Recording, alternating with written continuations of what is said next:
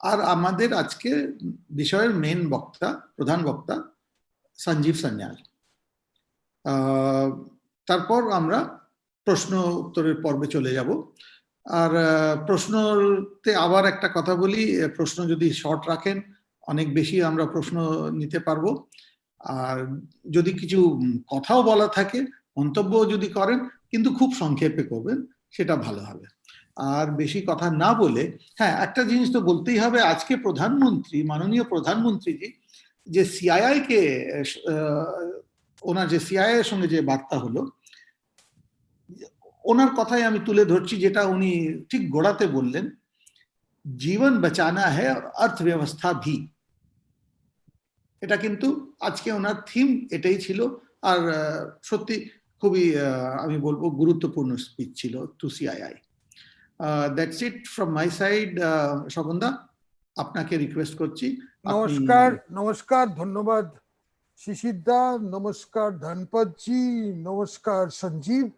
আমরা কি সৌভাগ্য আজকে দুজন মানে ধনপত জিকে পেয়েছি আর সঞ্জীব সান্যাল, যে মানে আচ্ছা অনেকে বলে যে বাংলায় মানে there is an inverse correlation between the economists and the economy. এটা সত্যি, তাই জন্য আমি দিল্লি চলে এসেছি। তপনদাকে আমি প্রথমেই জিজ্ঞেস করব কোথায়, তো তপনদা বলে আমি দিল্লিতে আছি। ব্যালেন্সিং করার জন্য আমি মানে মানে আমাদেরকে সামলাতে হবে। তো মানে বাংলায় ইকোনমিস্ট আমরা অনেক, অর্থনীতিবিদ অনেক প্রডিউস করি, কিন্তু সেই তুলনায় বাংলার অর্থনীতিটা একই স্তরে প্রোগ্রেশনটা হয় না, তাই জন্যই এটা বলছি। তো যাই হোক, আজকে জীবন বাঁচায় সেটা নিয়ে আমি হয়তো সঞ্জীবকে জিজ্ঞেস করব না, কেন মানে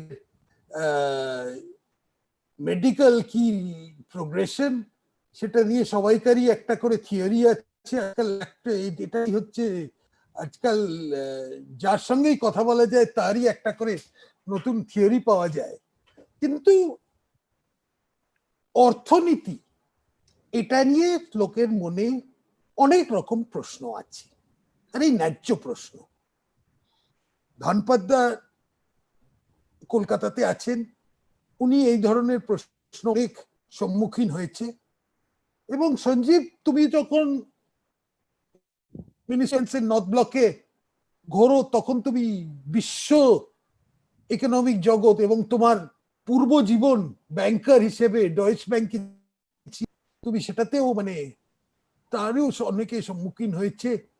এবং যে কথা অর্থনীতিবিদরা আমাদের দেশে বলে তার ঠিক বিপরীত কথা অনেক সময় আমরা দেখি মুডিজ বলছে বা অন্য ইকোনমিস্ট বলছে। সেটা স্বাস্থ্য নিয়েও বলে। এখনো একটা বড় প্রচার আছে যে lockdown was a West of time. এটা একটা বড় প্রচার। আমি রোজই প্রায় একটা কোনো না কোনো হোয়াটসঅ্যাপ মেসেজ পাই কোনো আমেরিকা বা ওইসব জায়গা থেকে, যে হোয়াটসঅ্যাপ লকডাউন করে কোনো লাভ হলো না, আমাদের বড় ক্ষতি হলো। তো এইটা নিয়ে, এইটা হয়তো অনেকে সুইডিশ মডেল বলে চালায়। আমি অনেক জায়গায় শুনেছি যে পশ্চিমবঙ্গে আমরা নাকি সুইডিশ মডেল ফলো করছি। সেটা উনিকে বললে হয়তো উনি খুশি হবেন যে সুইডেন হয়তো বেঙ্গল মডেল ফলো করছে। যে মানে যা ইচ্ছে করা যায়। তো কিন্তু যে প্রশ্নগুলো আসে, যে এই যে লকডাউনে একটা বিরাট ধাক্কা অর্থনীতিতে হয়েছে, এতে লোকের লাইভলিহুড তো এফেক্ট পড়েছেই, চাকরি অনেক অনেক হয়েছে। তো এটা থেকে আমরা কিভাবে বেরোতে, তার কত লাগবে, এবং ভারতবর্ষের সব অংশ কি একই সাথে জিনিসটাকে এর যে পরের স্টেপটা নিতে হবে একই স্টেপ, দেখি ফোনটা দে না, একই দিন ফোনটা দে না ভাই। ভাই লেনোভো একটু যদি আপনি ওটা আপনার ওটা মিউট করেন তাহলে খুব ভালো হয়।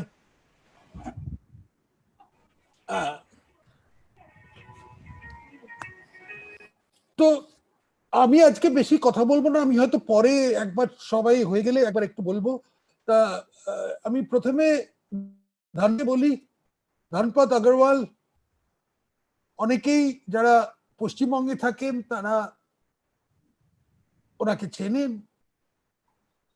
ওনার স্বদেশী প্রচার নিয়ে অনেকেই ফ্যামিলিয়ার। তো আপনি আরম্ভ করুন ধনপত দা, আপনার বক্তব্য, পরে সঞ্জীবের কথা আমরা শুনব। ধনপত দা। ঠিক আছে। আমার দাদা স্বপন দা, আমার ছোট ভাইয়ের মতন সঞ্জীব, আমার রেসপেক্টেড শিশির দা এবং সবাই বন্ধুরা যারা এখানে আজকে উপস্থিত আছেন, পোস্ট করোনা কি ধরনের একটা ইকোনমির ফিল্ডে আমরা এন্টার করব, এটা একটা মহৎ প্রশ্ন সবার মাথায় থেকেই আছে। তবে তিনটা ফেজ আমরা এটাকে ধরে রাখতে পারি, যে একটা সার্ভাইভাল, আর সেকেন্ড রিভাইভাল, আর থার্ড হচ্ছে গ্রোথ। এখন যে পরিস্থিতিতে আমরা আছি, এখনো আমরা করোনা থেকে পুরোপুরি বেরিয়ে যেতে পারিনি, যদিও লকিং থেকে আনলকিং এর দিকে আমরা এগোচ্ছি, but still we are within the zone of corona. কাজেই এখনো পোস্ট করোনা ঠিক আরম্ভ হয়নি। তো এই সার্ভাইভাল এর প্রশ্নে আমরা যা দেখতে পাচ্ছি, তো এমএসএমই সেক্টর ভীষণভাবে আঘাত পেয়েছে, যারা সেলফ এমপ্লয়মেন্টে আছে তারাও খুব এফেক্টেড হয়েছে, এটা আমরা জানি। আমাদের সরকার, কেন্দ্রীয় সরকারের তরফ থেকে বিভিন্ন ইকোনমিক প্যাকেজ অ্যানাউন্স করা হয়েছে, তাতে মানুষের কিছু উপকার হয়েছে। তবে আমাদেরকে এই জিনিসটাকে একটু হিস্টোরিক্যাল পার্সপেক্টিভে যদি যাই, তাহলে এই লাস্ট 100 ইয়ার্সে this is the fourth major economic crisis. 1929-এ পোস্ট ফার্স্ট ওয়ার্ল্ড ওয়ার যে গ্রেট ডিপ্রেশন এসেছিল, তার অনেক বছর বাদে 1970 সালে অয়েল শক একটা হয়েছিল, that also affected the global economy largely. তারপরে আমরা 2008 সালে একটা বিরাট ইকোনমিক ক্রাইসিস দেখেছি। আর তার পরিবর্তে আমি বলবো যে 2008-এর পরে ইকোনমি কোনো জায়গা থেকে খুব একটা সামলাতে পারেনি।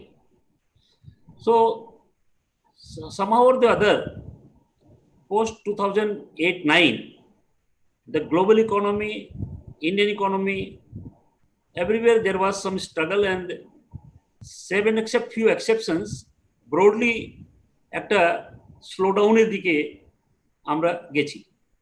তো এই করোনার ঠিক আগে Indian economy was on a slowdown path. আর এই স্লোডাউনের থেকে বেরোবো এরকম আমাদের পরিকল্পনা, প্রধানমন্ত্রী যে dream 5 trillion economy, new India, farmers income double করে দিয়ে, আবার নানান রকম পদক্ষেপ নিয়ে আমরা যে ইকোনমিকে এগিয়ে নিয়ে যাব, এরকম আমরা সবাই একটা বিভিন্ন পদক্ষেপের মারফতে ভাবছিলাম যে আমরা খুব তাড়াতাড়ি ওই স্টেজে পৌঁছে যাব, কিন্তু দুর্ভাগ্যে এই জিনিসটা মাঝখানে ঘটে গেল। এখন যে কোথায় আমি ছিলাম, যে বর্তমানে সার্ভাইভালের ব্যাপারে যে এখন যে মস্ত বড় কয়েকটা যে প্রশ্ন আছে, তার মধ্যে যারা মাইগ্রেন্ট লেবার, এদের সমস্যা একটা বিরাট বড় সমস্যা আছে। কিন্তু এই মাইগ্রেন্ট লেবারের সমস্যার মধ্যে দু ধরনের আছে, একটা within the state inter district আছে, আবার ইন্টার স্টেট আছে। আমাদের দেশে প্রায় 13 কোটি মাইগ্রেন্ট লেবার, প্রবাসী বলুন পরিযায়ী বলুন যাই নাম দিন, এরকম আছে। আর তাদের যে পরিস্থিতি, এরা যে বাধ্য হয়ে একটা রিভার্স মাইগ্রেশন যেটা হয়েছে, তাদের জন্য একটা বড় প্রশ্ন যে এখন মোটামুটি কম বেশি করলেও, যদিও সরকার বলেছে যে যারা আনলকিং করার পর তারা ওখানে থেকে যাবে যেখানে তারা কাজ করছিল, স্টিল মাইগ্রেশন যেটা এখনো চলছে তাতে কিন্তু টোটাল যে 13 কোটি তার মধ্যে 8 কোটি হচ্ছে ইন্টার স্টেট, বাকিটা হচ্ছে ইন্টার ডিস্ট্রিক্ট। তো এর মধ্যে আমি মনে করি আমার যতটা অনুভূতি, পশ্চিমবঙ্গে যে মাইগ্রেন্ট লেবারের যে সংখ্যা সেটা এখানে কিন্তু 80 লক্ষ থেকে 1 কোটি মানুষ তারা মিনিমাম বাইরে থেকে ফিরে আসবে। হয়তো কিছুটা আটকাতে পারে, কিন্তু broadly this is the estimate. আর তাদের জন্য অলরেডি যেহেতু তারা বাধ্য হয়ে গিয়ে এখান থেকে, পশ্চিমবঙ্গে অনেকগুলো জেলা আছে, কয়েকটা বর্ডার ডিস্ট্রিক্টে, যেখানে আমি বিশেষ করে 4টা ব্লকে নিজে গিয়ে স্টাডি করেছিলাম, যে নর্থ 24 পরগনার 2টো ব্লক আর সাউথ 24 পরগনার 2টো ব্লক, গোসাবা আর বাসন্তী, এই দুটো, আর হিঙ্গলগঞ্জ আর সন্দেশখালী। হিঙ্গলগঞ্জ সন্দেশখালী উত্তর 24 পরগনা, আর গোসাবা আর বাসন্তী এটা সাউথ 24 পরগনা। এখানে মানুষ কিন্তু মাইগ্রেশন করতে বাধ্য হয়েছে, একটা সোশ্যাল সিকিউরিটির প্রশ্ন, আবার ইকোনমিক সিকিউরিটির প্রশ্ন। আর এরা যে সাউথে তামিলনাড়ু বা অন্যান্য জায়গাতে গেছে, তারা এখন যারা ফিরে এসছে, তারা এখানে ফিরে এসে কোনো কাজ পাবে না। আর করোনা ফলোড বাই সাইক্লোন, যেহেতু আমরা পশ্চিমবঙ্গকে সেন্টার করে ভাবছি, তো আমি পরশুদিনই যে দক্ষিণ 24 পরগনার কয়েকটা ব্লকে, নামখানা, কাকদ্বীপ আর এইসব এলাকায় যে ঘুরে এসেছি, তাতে দেখলাম যেরকমভাবে ডিভাস্টেশন। আর তার সাথে সাথে পশ্চিমবঙ্গে দুর্ভাগ্যে এই সময়তেও মানুষের যখন এত বেশি অসুবিধা, সেখানে এত নেগেটিভ পলিটিক্যাল অ্যাপ্রোচ নেওয়া হচ্ছে, যে যারা খুবই গরিব এবং খুবই এফেক্টেড লোকজন, তাদেরকে ওই ভাগাভাগি করে এরকম হচ্ছে যে পঞ্চায়েত থেকে একটা পার্টিকুলার পার্টির লোকজনকে তাদের সুবিধা দেওয়া হচ্ছে, আর একটা পার্টির লোকজনকে কোনো রকমই সুবিধা দেওয়া হচ্ছে না। এইসব জিনিসটাও আছে। যাই হোক, broadly then what we look forward. তো লুকিং ফরওয়ার্ডের মধ্যে আমার মনে হয় যে পুরো ব্যাপারে অনেকগুলো স্ট্যাটিস্টিক্স, অনেকগুলো প্রজেকশন এসছে। তো in any case the Indian economy is going to have contraction in 2021। সেই কন্ট্রাকশনটা এগ্রিকালচারাল ফিল্ডে কিন্তু কন্ট্রাকশন খুব একটা হচ্ছে না। কৃষিক্ষেত্রে যা অনুমান, কৃষি গ্রোথ ওটা কিন্তু মেনটেন করবে, that will be between 2 to 2.5% positive. কিন্তু ইন্ডাস্ট্রি অ্যান্ড সার্ভিসেস সেক্টর এটা কিন্তু লার্জলি এফেক্টেড হবে। কাজেই যত সমস্ত এস্টিমেট এসছে, সেই হিসাবে the economy is going to be negative by around 5%। তো যে ইকোনমি আমরা একটা মিনিমাম গ্রোথ মনে করি, যে 4% কি 3% কি 2%, এমনিতেই যে লাস্ট কোয়ার্টার গেছে মার্চ কোয়ার্টারে, সেখানে আমাদের গ্রোথ রেটটা যেটা আমরা 4.5 বা কিছু ভাবছিলাম, সেটা কমে এসে, although because of the corona, আমরা পরে ভাবলাম যে this may come down to below 2% also, but then it has been maintain at 3 to 3.2%। আর এখন যদি ইকোনমিটা কন্ট্রাক্ট করে, তো এই করোনা পিরিয়ডের মধ্যে যেভাবে দেখা গেছে যে on per day we have lost about 4.5 billion to 5 billion dollar মতন পার ডে আমাদেরকে লস হয়েছে। তো এই পিরিয়ডের মধ্যে যে লস হয়েছে, সেটাকে রিকুপ করাটা খুবই কঠিন হবে। এই পরিস্থিতিতে যে সব থেকে বড় প্রশ্ন, যে এমপ্লয়মেন্ট, যে আনএমপ্লয়েড যারা আছে, তাদের পারচেজিং পাওয়ারটা, যেহেতু হাতে কোনো ইনকাম নেই, পারচেজিং পাওয়ারটা তাদের নিশ্চয়ই কমবে, আর তাদের ক্রয় ক্ষমতাকে চট করে বাড়িয়ে দেওয়াটাও সম্ভব হবে না। কাজেই আমার মনে হয় যে ইকোনমিক প্যাকেজ দেওয়া হয়েছে, এই ইকোনমিক প্যাকেজে যদিও there are lot of positive steps, and প্রধানমন্ত্রী বলেই দিয়েছেন যে তারা এই ক্রাইসিসটাকে একটা অপরচুনিটি নিয়ে একটা আত্মনির্ভর ভারত তৈরি করার, আর এখানে স্বদেশী জাগরণ মঞ্চ একটা স্বদেশী স্বাবলম্বন অভিযান চালু করেছে। আর সেখানে এখন অনেকগুলো অপরচুনিটি আছে, তার জন্য একটা সঠিকভাবে আমাদেরকে গ্রামে গঞ্জে বুঝতে হবে। পশ্চিমবঙ্গে যেমন হয়তো আপনারা সবাই জানেন কি জানেন না, কিন্তু এই যে শালপাতা এটা দেখলে বুঝলে হয়তো মনে হবে যে খুবই একটা ছোট জিনিস, যেখানে আমরা ওই ফুচকা ওটা খাই বা অন্যান্য যে ছোট ছোট ইয়ে হয় প্যাকেট, কিন্তু that is giving employment two 36 lakh people in the district of Bankura, Purulia, Medinipur এবং ঝাড়গ্রাম। এই 4টা জেলা মিলিয়ে শালপাতা শুধু এমপ্লয়মেন্ট দিচ্ছে 36 লাখ পিপলকে।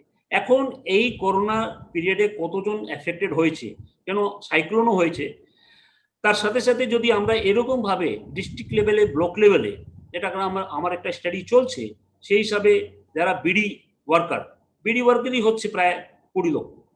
সেরকম ভাবে কেন্দু পাতা, পান পাতা, তামাক, এই বিভিন্ন জেলা ভিত্তিক যে আমাদের বিভিন্ন ছোট ছোট ইন্ডাস্ট্রি বলুন, ছোট ছোট সেলফ এমপ্লয়মেন্ট সেক্টর বলুন, তো এগুলোকে আমরা যদি ঠিক মতন, যেটা আমাদের প্রধানমন্ত্রী আর সঞ্জীব সান্যালজি তো সব বলবেনই, যে ওয়েলথ ক্রিয়েশনে একটা যে আমাদের পরিকল্পনা আছে, আর wealth creation with a hidden hand of trust. কাজেই আমাদের এখন যে পদক্ষেপগুলো নেওয়া হচ্ছে, তো ট্রাস্ট বিল্ডিং হচ্ছে একটা বিরাট বড় ব্যাপার। আর এই ট্রাস্ট বিল্ডিং করে আমরা আগামী দিনে কিরকম ভাবে ফার্দার ওয়েলথ ক্রিয়েট করতে পারি, যার জন্যে লেবার রিফর্মস, যার জন্যে এগ্রিকালচারাল রিফর্মস, আর যার জন্যে ফাইন্যান্সিয়াল সেক্টর বিভিন্ন রিফর্মস, এই যে পদক্ষেপ এর মধ্যে যে নেওয়া হয়েছে, এই পদক্ষেপগুলোর কিন্তু একটা পজিটিভ ইম্প্যাক্ট হবে। আর এমএসএমই কে যেহেতু আমরা একটা বিরাট বড়ভাবে, not only we have announced, the government has announced several packages, but has at the same time MSME definition যেভাবে চেঞ্জ করা হয়েছে, আর অনেকেই হয়তো এখনো জানে না যে হোয়াট ইজ এমএসএমই। একটা ছোট রিটেল সেক্টর, একটা ছোট সেলুনের দোকান, they are all part of the service sector. তো খুব একটা মাইক্রো আছে কিংবা স্মল আছে অথবা মিডিয়াম। কাজেই এখন আমাদের দায়িত্ব যে এই যে বেনিফিটগুলো যেটা কেন্দ্রীয় সরকার ঘোষণা করেছে, এটা মানুষ ঠিক মতন ভাবে বোঝে না। কাজেই এই পুরো নতুন পলিসিটাকে একেবারে গ্রাম লেভেলে আমাদেরকে পৌঁছে দেওয়া দরকার। ওটা যদি করা হয় তাহলে নিশ্চয়ই এই সমস্ত যে ইকোনমিক প্যাকেজ, যেটা 20.97 লাখ crore রুপিস, এটা কিন্তু ফিসকাল ইনসেন্টিভ না হলেও সরকারি বাজেট থেকে হয়তো 2.5 to 3 লাখ crore এরকম কিছু পরিমাণ হতে পারে, কিন্তু ultimately the total benefit which will go to the people, and all these benefits are targeted to the people at the level of MSME, labor and agriculture. তো এগ্রিকালচার সেক্টরে যে পরিকাঠামো বাড়ানোর যে প্রচেষ্টা নেওয়া হচ্ছে, কিষাণ ক্রেডিট কার্ডের মারফতে যে 2 লক্ষ কোটি টাকার যে ফার্দার কিষাণ ক্রেডিট কার্ড ইস্যু করা হচ্ছে, আর মৎস্য ব্যবসায়ী যারা আছে, মৎস্য চাষী যারা আছেন তাদের জন্যে, যারা হার্ব প্লান্টেশন করে তাদের জন্যে, তো এইভাবে নানান রকম যে স্কিমগুলো নেওয়া হচ্ছে, আমার মনে হয় করোনা দো it is going two effect, but because the government has taken certain very positive measures, আমার মনে হয় আগামী দিনে যদিও কিছু ডিফিকাল্টি থাকবে, এটা একটা অপরচুনিটি মতন যদি আমরা নিই। আর এর সাথে শুধু একটা কথা আমি বলে আমার বক্তব্যটাকে শেষ করব, যে আমাদেরকে এখন একটা যে অপরচুনিটি আমরা পেয়েছি, এখানে কিন্তু আমাদেরকে একটু বোঝা উচিত যে আজকে যে গ্লোবাল পার্সপেক্টিভের মধ্যে how India can make a growth, আমাদের resources. So there are 3 drivers to the economic growth, যেটা আমাদের রিসোর্স হিসেবে বলা যেতে পারে। That is capital resource, human resource and natural resource. As because we are into the knowledge era, we are in the era of knowledge, technology and innovation. আর প্রধানমন্ত্রী বরাবরই বলেন যে আমরা যে গ্রোথ করতে চাই, সো ট্রান্সফরমেশন, এটা কোনো চেঞ্জ নেই, প্যারাডাইম শিফট, এটা আমরা কোয়ান্টাম জাম্প নিতে চাই। এই কোয়ান্টাম জাম্প যদি নিতে চাই, so therefore we have to take some very very different paradigm shifting, একটা এরকম স্টেপ নিতে হবে।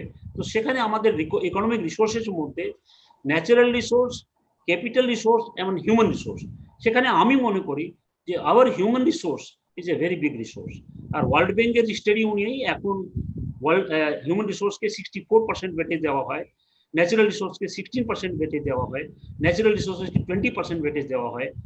আর কাজেই এই যে আমাদের মানব সম্পদ, এই মানব সম্পদকে আমরা একটা বৌদ্ধিক সম্পদ হিসাবে যদি আমরা দেখতে পারি আগামী দিনে, এই বৌদ্ধিক সম্পদ যেটা আপনারা হয়তো জানেন যে মার্কিন যুক্তরাষ্ট্রের আজকে যে 21 ট্রিলিয়ন ইকোনমি, তার মধ্যে more than 6 trillion comes only from IP revenue, বিভিন্ন প্যাটেন্ট, টেকনিক্যাল ফিস বা অন্যান্য রয়্যালটি এগুলো যে পায়।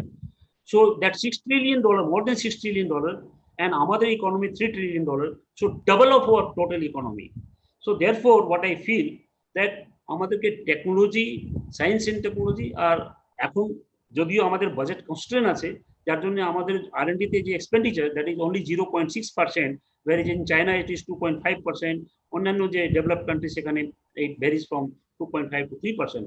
আমাদের R&D বাজেটটাকে আমাদেরকে ঠিক করতে হবে, সায়েন্স এন্ড টেকনোলজিকে আমাদের ইমপ্রুভ করতে হবে, আর আমাদের যে যত সমস্ত বৌদ্ধিক সম্পদ সে গ্রামে গঞ্জে যেখানেই আছে, সে বায়োডাইভার্সিটির দিকে হোক, ট্রেডিশনাল নলেজের দিকে হোক, আমাদের এইভাবে করে আমরা যদি স্বদেশী, স্বাবলম্বন এবং আত্মনির্ভর যদি হতে চাই, তাহলে আমাদেরকে এই আমাদের যে হিউম্যান রিসোর্স, আমাদের যে বৌদ্ধিক সম্পদ, এটাকে আমাদেরকে ঠিক মতন ভাবে ইউটিলাইজ করতে হবে, একটা ট্রাস্ট বিল্ডিং করতে হবে। আর এই ট্রান্সপারেন্ট সিস্টেম করে আইপি ইকোসিস্টেমকে ডেভেলপ করে যদি আমরা will be able to achieve ভিডিও বললে of this corona challenges. Thank you. ধন্যবাদ ধনপত বাবু, খুব ভালোভাবে গুছিয়ে আপনি কথা রাখলেন, আর বিশেষ করে পশ্চিমবঙ্গে অনেক সম্পর্কে অনেক কিছু বললেন। একটা কথা বলে দিই আমাদের প্রধান বক্তার কথা বলার আগে, কিছুদিন আগে তো আমাদের রাজ্যে, আমি বলবো পূর্ব ভারতে আমফান এসেছিল, যে আমরা এখন যে মিট করছি ঠিক এই সময় পশ্চিম ভারতে নিসর্গ হিট করছে, মহারাষ্ট্রতে মূলত, তারপর দক্ষিণ গুজরাটে একটু যাবে। খুবই খারাপ ঘূর্ণিঝড়, দেখা যাক কি হয়। ভারত সরকারের প্রধান আর্থিক উপদেষ্টাকে আমি আবেদন করব, তার আগে জাস্ট একটা হাউসকিপিং এর কথা বলে নি। আমরা যে জুমে এখন আছি, কিন্তু অনেক লোক এখন ফেসবুকে দেখতে পাচ্ছে রিতম বাংলার সৌজন্যে, তো ওদের জন্য আমার ধন্যবাদ রইল। আর এখন সঞ্জীব বাবু, the Zoom is yours. নমস্কার, শুভ সন্ধ্যা। আমি ধনপত বাবু যা বলছিলেন সেটার উপরেই মানে মোটামুটি ওই লাইনেই বলবো, শুধু একটুখানি মানে ভিউ পয়েন্টটা আলাদা হবে। আপনারা তো সবাই জানেনই কি আমাদের এই 2020-তে স্বাস্থ্য ব্যবস্থা আর আর্থিক ব্যবস্থা দুটোতেই একটা বড় আঘাত লেগেছে। এই জিনিসটা আমরা তো সবাই জানি, কিন্তু এইটা এখনো আমরা এটা থেকে যে আমরা যে আমাদের যে রেসপন্স, সেটা এখনো এটাকে কুশন করার জন্য, মানে এটার সার্ভাইভাল স্টেটে এখনো আমরা আছি। এটার থেকে আমরা এখনো রিবিল্ড স্টেটে পৌঁছাইনি, এটা আমাদের মনে রাখার দরকার। কেন কি আমরা এখন পলিসি করছি, যা রেসপন্স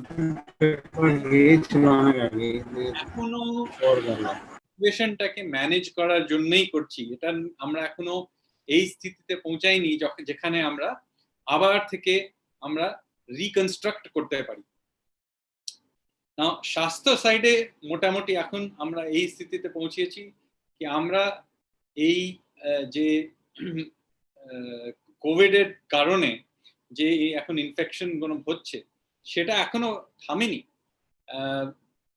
অনেকে বলবে কি এখনো যখন থামেনি, তখন আমরা কেন এটাকে আনওয়াইন্ড করছি? শুধু আর্থিক কারণে করছি, আমাদের যে জাতীয় আয় আছে সেটা কমে গেছে তাই জন্য করছি, কি অন্য কোনো কারণ আছে? কারণটা এই হচ্ছে কি আমরা যখন শুরুতে যখন লকডাউন করেছিলাম, তখন আমাদের ঠিক করে জানতামই না কি এই যে কোভিড জিনিসটাই কি। কেন কি তখন আমরা যখন মার্চে এটা শুরু করেছিলাম, আমরা শুধু দুটো জিনিস জানতাম, একটা কি চায়নাতে কিছু একটা হয়েছিল, ভয়ানক কিছু একটা হয়েছিল, কিন্তু সেটার উপরে আমরা পুরো ইনফরমেশন আমাদের তখনও ছিল না, এখনো নেই। তাছাড়া আমরা জানতাম কি ইটালিতে অনেক লোকে মারা গেছে, এই দুটো জিনিস শুধু জানতাম। সেই সময় আমেরিকাতেও বেশি এটা মানে বেশি কিছু হয়নি, ইউরোপের অন্য জায়গায়ও কোনো বেশি কিছু হয়নি, আর ল্যাটিন আমেরিকার অন্য জায়গায়, ভারতে তো হয়নি।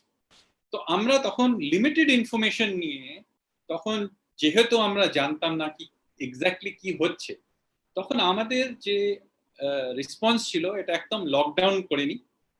দুটো তিনটে জিনিস এটা সময় যেটা পেলাম সেটাতে আমরা করলাম। একটা হচ্ছে কি আমরা টেস্টিং ক্যাপাসিটি অনেক করলাম, তাছাড়া কোয়ারেন্টাইনিং করলাম, অ্যাওয়ারনেসটা করালাম, আর মোটামুটি ততদিনে অন্য সব জায়গা থেকে যে ডেটা পাচ্ছিলাম সেটা করে আমরা বুঝলাম কি এই যে কোভিড থেকে একটা সবার সঙ্গে সবার জ্বর হয়, এই হয়, কিন্তু যে যারা একটু বৃদ্ধ, যাদের কোমোবিডিটি আছে, মানে অন্য রকমের কোনো যেরকম ডায়াবেটিস বা অন্য কিছু আছে, তাদের জন্য এটা সবচেয়ে ডেঞ্জারাস। এইসব যে ইনফরমেশন আমরা জোগাড় করতে পেরেছি, সেইগুলো আমরা এই লকডাউনের সময় করতে পেরেছি। তার জন্যে এখন যে আমরা ধীরে ধীরে এটা খুলে দিচ্ছি, এটা আমরা জেনে শুনে খুলতে পারছি। আমরা যদি শুরুতেই খুলে রেখে দিতাম তা আমরা তো জানতামই না কি হচ্ছে, আর পুরো দেশে ততক্ষণে ফেলিয়ে যেত, আর আমাদের অনেক রকমের প্রবলেম হতো। কিন্তু এখন আমরা যে খুলছি এটা ধীরে ধীরে জেনে শুনে খুলতে পারছি। রাজ্যে বা শহরে ওখানকার যারা অফিসার আছে, যা ফ্যাসিলিটি আছে, আমাদের মোটামুটি মানে জানি কি আচ্ছা এই শহরে এত ফ্যাসিলিটি আছে, এত টেস্টিং করা যেতে পারে, যদি দরকার হয় এটাকে এরকম করে আমরা আবার থেকে লকডাউন করতে পারি। তো আমাদের এখন একটা এক্সপিরিয়েন্স হয়ে গেছে, তাই জন্য আমরা এখন খুলতে পারছি। এটার মানে নয় কি এই পুরো জিনিসটা যে কোভিড এর স্বাস্থ্যের যে একটা এমার্জেন্সি আছে সেটা শেষ হয়ে গেছে। এখনো আমরা সেই এমার্জেন্সিতেই আছি, শুধু আমাদের এই এমার্জেন্সির সঙ্গে যে আমরা যে কিরকম করে এই এমার্জেন্সিটাকে ম্যানেজ করি সেটা ক্ষমতা আমাদের একটু বেড়ে গেছে, সেটাই হয়েছে শুধু। এবার এলো কি অর্থ ব্যবস্থার এখন আমরা কি করি।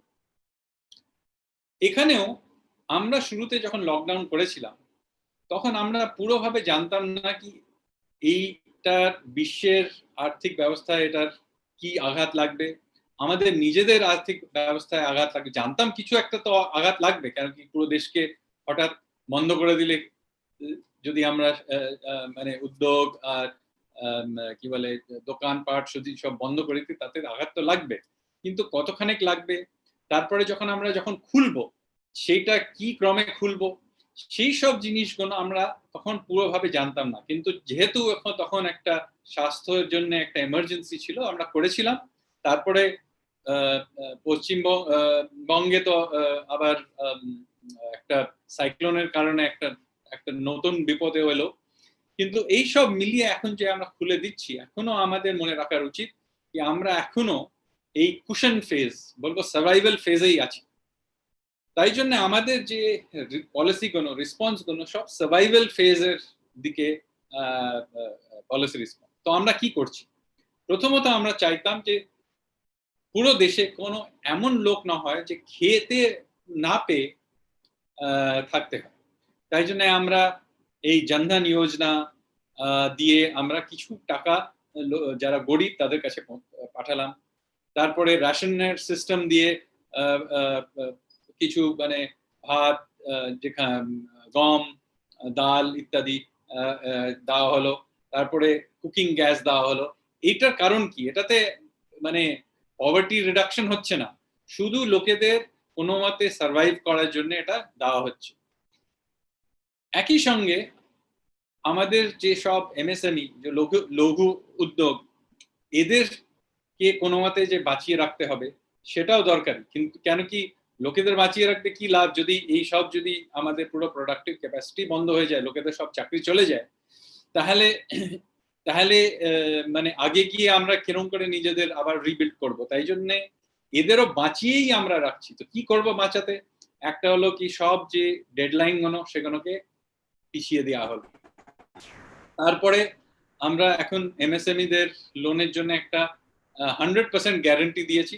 ব্যাংকরা যে ওদের লোন দেবে এখান থেকে ওটার জন্য 100% গ্যারান্টি সেন্ট্রাল গভর্নমেন্ট দিচ্ছে, কেন্দ্রীয় সরকারের তরফ থেকে 100% গ্যারান্টি দেওয়া হচ্ছে, যাতে এটাতে বিরাট ইনভেস্টমেন্ট হবে আমরা জানি হবে না, শুধু আমরা চাই কি এরা বেঁচে থাকে। সেরকম করেই আমরা চাই কি এনবিএফসিসরা বন্ধ না হয়ে যায়। তাই জন্য বাঁচিয়ে রাখার জন্য আমরা একটা নতুন স্কিম বের করেছি, এইটাকে বলবো যে buyer of last resort special purpose vehicle একটা বানানো হয়েছে, যাতে ওই যে এনবিএফসি যে বন্ড কোন হচ্ছে, যারা কেউ তো কেনে, এখন কেউ কেনার লোককে দাঁড়িয়ে নেই, তো যাতে বন্ড মার্কেটটাও চলে। এরকম করতে করতে আমরা অনেক অনেক করেছি। সেরকম আমরা যেরকম এমপ্লয়ি প্রভিডেন্ট ফান্ড ইপিএফ, আমরা যারা ফর্মাল সেক্টরে হচ্ছে তাদের জন্য পুরো ইপিএফটা এখন কেন্দ্রীয় সরকারের দিক থেকে আমরা পুরো নিয়ে নিচ্ছি, যাতে লোকেদের নিজেরাও দিতে হয় না, আর ওদের যারা মানে যে কোম্পানি থেকে ওদের চাকরি করে রাখা হয়েছে ওদের ওপরে এটার ভার পড়ে না। তো এরকম করে করে অনেক কটা আমরা স্কিম করেছি। আমি স্কিমের পুরো লিস্ট দিতে চাই না, কেন কি আমরা আপনারা সবাই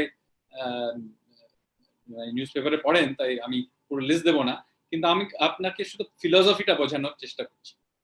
এইবার আগে গিয়ে যখন আমরা লকডাউনটাকে খুলতে শুরু করব, তখন আমাদের রিবিল্ড ফেজে আমরা যাব, যেটা ধনপতজি বলছিল।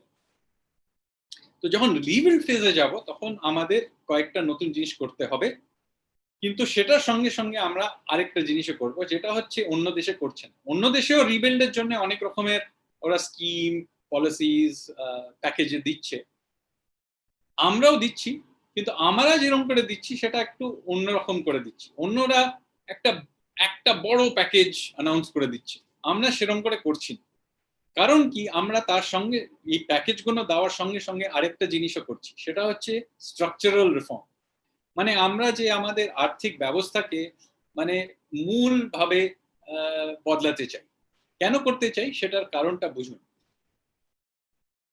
আমরা যে পোস্ট কোভিড ওয়ার্ল্ডে যাব, এই যে আমরা গ্লোবাল সিচুয়েশনে, যেটাতে আমাদের এখন শুধু ভারত নয়, বিশ্বে যেখানে যেখানে আমাদের সাপ্লাই চেইন হবে, যে ইন্ডাস্ট্রিগুলো এখন নতুন করে হবে, যেরকম এই সময় জিওপলিটিক্স হবে, সেটা প্রি কোভিড যুগের থেকে একদমই আলাদা হবে। কেন কি আপনার নিউজ পেপারে পড়েনি কি ইউএস চায়নার মধ্যে এখন বিরাট মানে ট্রেড যুদ্ধ চলছে।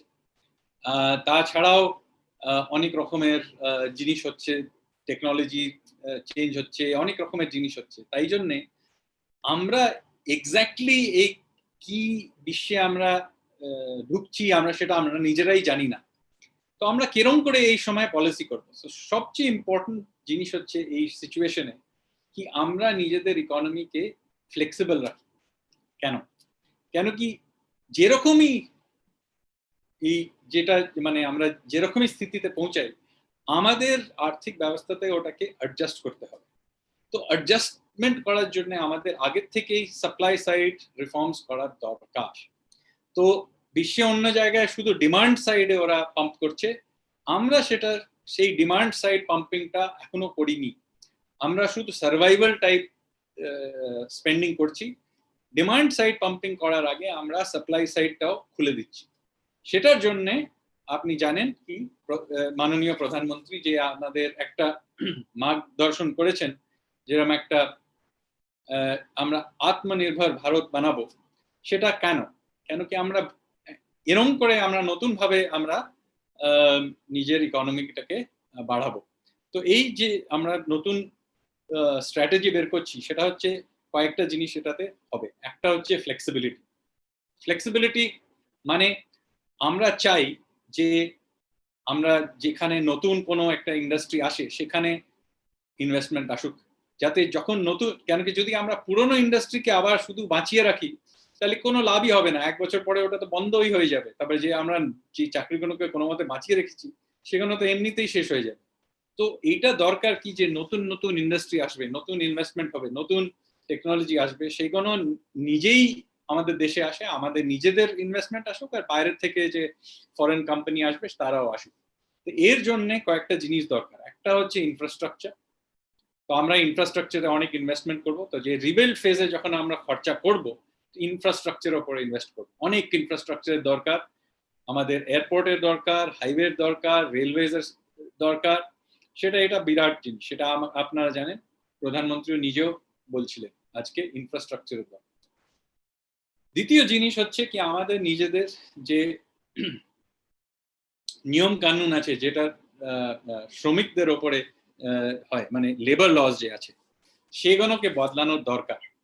এটা যে কলকাতাতে থাকে তাকে বোঝানোর দরকার নেই, আপনারা নিজেরাই দেখেছেন কি এই ইউনিয়ন বাজি করে কিরম করে পুরো ইন্ডাস্ট্রি নষ্ট হয়ে গেছে। তাই জন্য আমরা চাই কি নতুন ভাবে আমরা লেবার লস, আইন কানুন নতুন ভাবে আনি। এটার মানে নয় যে কোনো রকমের লেবার লস হবে না। কয়েকটা জায়গা আছে যেখানে লেবার লস আরো স্ট্রিক্ট হয়ে যাবে, যেরকম কি সেফটি। আমাদের দেশের যে সেফটি লস গুলো সেগুলো অনেক পুরনো, এখন নতুন রকমের সেফটি লস এর দরকার। মাঝে মাঝে ইন্ডাস্ট্রিয়াল অ্যাক্সিডেন্ট হয়, আপনারা তো জানেন। তো এইসব জিনিসে আমরা এটাকে আরো টাইট করে দেবো, কিন্তু অন্য জায়গায় আমরা এগুলোকে আরো লুজ করে যাবো। যেরকম করে যেটা আগে পুরোনো টাইপের, যেরকম আপনাদের কমিউনিস্টরা যেরকম স্ট্রাইক ফাইক হতো, সেরকম যাতে লোকেদের আবার হয় না, আর তারপরে ইনভেস্টররা চলে যায়, আপনারা তো জানেন। তো সেই জন্য আমরা এইসব জিনিসগুলোকে নতুন ভাবে করে করব। এই লেবার লস যে এইগুলো আমরা বদলাচ্ছি, সেগুলোকে আমরা কেন্দ্রের তরফ থেকেও করব, কিন্তু রাজ্যের তরফেও করতে হবে। কয়েকটা রাজ্য করছে, আপনি জানেন, এই উত্তরপ্রদেশ, গুজরাট আর মধ্যপ্রদেশে এই পুরনো যে আইনগুলো ছিল সেগুলোকে সরিয়ে দেওয়া হয়েছে, নতুন আইন এখন আনা হবে, কেন্দ্রের তরফ থেকে আমরা নতুন আইন আনব। এটা একটা জরুরি জিনিস। আরো অন্য জায়গায় আমরা করছি, যেরকম আপনি কৃষি ক্ষেত্রে নিন, আমাদের যে এপিএমসি অ্যাক্ট ছিল, এসেনশিয়াল কমোডিটিজ অ্যাক্ট ছিল, এইগুলোর কারণে আমরা চাষিদের বলতাম কি আপনি আপনারা যা আপনাদের প্রডিউস হচ্ছে সেটা আপনারা এই মান্ডিতে গিয়ে বিক্রি করবেন, ওই মান্ডিতে বিক্রি করবেন, এই দামে বিক্রি করবেন, এরকম করে আমাদের ওপরে ওদের ওপরে আমরা চাপ দিতাম। দেখুন, অন্য কোনো ক্ষেত্র নেই যেখানে আমরা এটা করি। আপনারা কি দেখেছেন কখনো যে গাড়ি যে বিক্রি করে তাকে বলা হয় যে আপনি এই মান্ডিতে গিয়ে এর দামে এই গাড়িটা বিক্রি করুন? আমরা তো করি না। তো আমরা কৃষক মানুষদের কেন এরকম বলি? তো এই কারণে আমরা এই পুরো সিস্টেমটা, এপিএমসি আর এসেনশিয়াল কমোডিটিজ অ্যাক্ট, এটাকে একদম খতম করে দেব। এখন আমাদের যারা মানে এই পুরো এরিয়াটাতে যে ফার্ম সেক্টর যেটা হচ্ছে, সেটাকে আমরা পুরোভাবে লিবারালাইজ করে দেবো। এটাতে যারা ব্যবসা করে তাদের ওপরে কত রকমের ইন্সপেক্টর রাজ আছে, কত রকমের রেড হয়, ওদের হোর্ডার বলা হয়, এইসব বন্ধ করে দেওয়া হবে, যারা ওরা পুরো এই সাপ্লাই চেনে ওরা ইনভেস্টমেন্ট করতে পারে। আর এতদিন ওরা ইনভেস্টমেন্ট যেই করতো তাকে হোর্ডার বলে ওর উপরে রেড করা হতো। তো সেই সিস্টেমটাকেই আমরা সরিয়ে দেবো। তো এরকম করে করে আমরা অনেক রকমের এরকম সেক্টর আছে যেটাকে আমরা খুলে দিচ্ছি, বা গভর্নমেন্টের তরফ থেকে যে সেরকম মানে আমরা বাধা দিয়েছিলাম সেগুলোকে সরিয়ে দিচ্ছি, যাতে এই সব সেক্টরে ইনভেস্টমেন্ট হবে। ডিফেন্স সেক্টরও আমরা করছি, আর স্পেস সেক্টরে প্রাইভেট সেক্টরকে আনার চেষ্টা করছি। এরকম অনেক ইনভেস্টমেন্ট হবে। তো ধীরে ধীরে এগুলোকে খুলে দেওয়া হবে, যাতে নতুন ভাবে নতুন ইন্ডাস্ট্রি আসে, আর এটাতে চাকরি হবে নতুন রকম করে, আর অন্য রকমের কোল সেক্টরেও হবে। কিন্তু এটাতে পশ্চিমবঙ্গে একটা পশ্চিমবঙ্গের দিক থেকে যদি ভাবা যায় এই জিনিসটাকে, তাহলে এই জিনিসটাতে কলকাতাকে আবার ফিরিয়ে আনতে হবে, সেটার বিষয়ে আমাদের ভাবতে হবে। কেন কি, যেই সেক্টরটাকেই আমরা মানে নতুন করে বানাই, তাতে একটা বড় আরবান কংগ্লোমারেট সেটাকে বানিয়ে তোলার দরকার। আপনি যদি উত্তর ভারতের ভাবেন, এই দিল্লি এনসিআর এরিয়া থেকে যত এখানে চাকরি হয়, এখানে ইন্ডাস্ট্রি হয়, এখান থেকে এয়ারপোর্ট, এই সব এখান থেকেই হয়। পশ্চিম ভারতে এটা দিল্লিতে হয়, মুম্বাই পুনেতে হয়, গুজরাটে হয়। দক্ষিণ ভারতে আপনার হায়দ্রাবাদ আছে, ব্যাঙ্গালোর আছে, চেন্নাই আছে। কিন্তু পূর্ব ভারতে শুধু একটাই গ্রোথ সেন্টার হতে পারে, সেটা হচ্ছে কলকাতা। আর যেহেতু কলকাতা প্রায় 40 বছর ধরে মানে একটা ডিক্লাইনে আছে, এর ইন্ডাস্ট্রিয়াল এরিয়া যেটা প্র্যাকটিক্যালি বন্ধ হয়ে আছে, সেই কারণে এই পুরো শুধু পশ্চিমবঙ্গ না, পুরো পূর্ব ভারতে এইটার একটা বলবো এটার ভার নিয়ে আমরা চলেছি। তো এই যেটাই প্ল্যান হোক, পূর্ব ভারতের জন্য কলকাতাকে ফিরিয়ে আনা খুবই দরকারি। কেন কি যেই ইনভেস্টমেন্ট হবে সেটা কলকাতার থেকেই হবে। আপনি ফার্ম সেক্টরকেও বাড়াতে চান তো ওটা যে পুরো সাপ্লাই চেইন হবে সেটা কলকাতা থেকে হবে। আপনি যদি নতুন কোনো ইন্ডাস্ট্রি আনা হয় সেটাও কলকাতা থেকেই হবে। আর যদি আপনি ভুবনেশ্বর বা রাঁচিতেও আপনি কোনো রকমের ইন্ডাস্ট্রি আনেন, এখানে ধীরে ধীরে হেডকোয়ার্টার্স কলকাতাতেই হবে মোটামুটি। যদিও ভুবনেশ্বরের লোকেরা ভাববে কি ওরা নিজেরাও হতেও পারে, ওরা নিজেরাও করতে পারবে, কিন্তু এখনো কলকাতা পূর্ব ভারতে মানে সবচেয়ে বড় ইকোনমিক ইঞ্জিন। আর যেহেতু কলকাতা অনেক প্রায় 40 বছর ধরে মানে ডিক্লাইনে থেকেছে, তাই জন্যে এই পুরো পূর্ব ভারতে এটার ফেলিয়ে গেছে এই সমস্যাটা। তো আবার থেকে কলকাতাকে কেরম করে লোকেদের ফিরিয়ে আনা যায়, যাদের ট্যালেন্ট আছে, ইনভেস্টরদের ফিরিয়ে আনা যায়, এইসব বিষয়ে আমাদের ভাবতে হবে। সেটাতে শুধু কেন্দ্রীয় সরকারের তরফ থেকে কাজ করলে চলবে না, এটা রাজ্য সরকারের কাজ। কিছু কেন্দ্র সরকারের তরফ থেকেও করতে হবে, কিন্তু রাজ্য সরকারের এটা ভার বেশি হবে। কিন্তু এটার জন্য আমাদের যেই পলিসি কমিউনিস্ট যুগ থেকে চলছে, যেগুলো আমাদের কারণে আমাদের ইউনিভার্সিটিগুলোর অবস্থা, আমাদের ইন্ডাস্ট্রিয়াল এরিয়ার যা অবস্থা, এইগুলোকে ফিরিয়ে আনার জন্য বাইরের থেকে লোকদের আনতে হবে। বাঙালিরা যারা বাইরে আছে তাদেরও ফিরিয়ে আনতে হবে, তখনই আবার থেকে এখানে গ্রোথ শুরু হবে। তার জন্য আমাদের অন্যভাবে নতুনভাবে আমাদের সব পলিসিস আছে যেখানে ভেবে চিন্তা করতে হবে। তো এটাই আমি বলতে এই বক্তব্য আমার আপনার সামনে রাখলাম। আপনাদের কোনো সাজেশন থাকলে আমি শুনতে চাই। ধন্যবাদ সঞ্জীব বাবু, খুব ভালোভাবে আপনি বোঝালেন, পয়েন্ট বাই পয়েন্ট সব বললেন। আমরা এখন সোজাসুজি চলে আসছি প্রশ্নোত্তরের পর্বে। সব থেকে সুবিধে হয় যদি আপনাদের স্ক্রিনে যে ভার্চুয়াল হ্যান্ড আছে, ওই হ্যান্ড যদি তোলেন তো আমরা সেটা দেখতে পারবো, আর আপনাকে তখন আনমিউট করে দেওয়া হবে।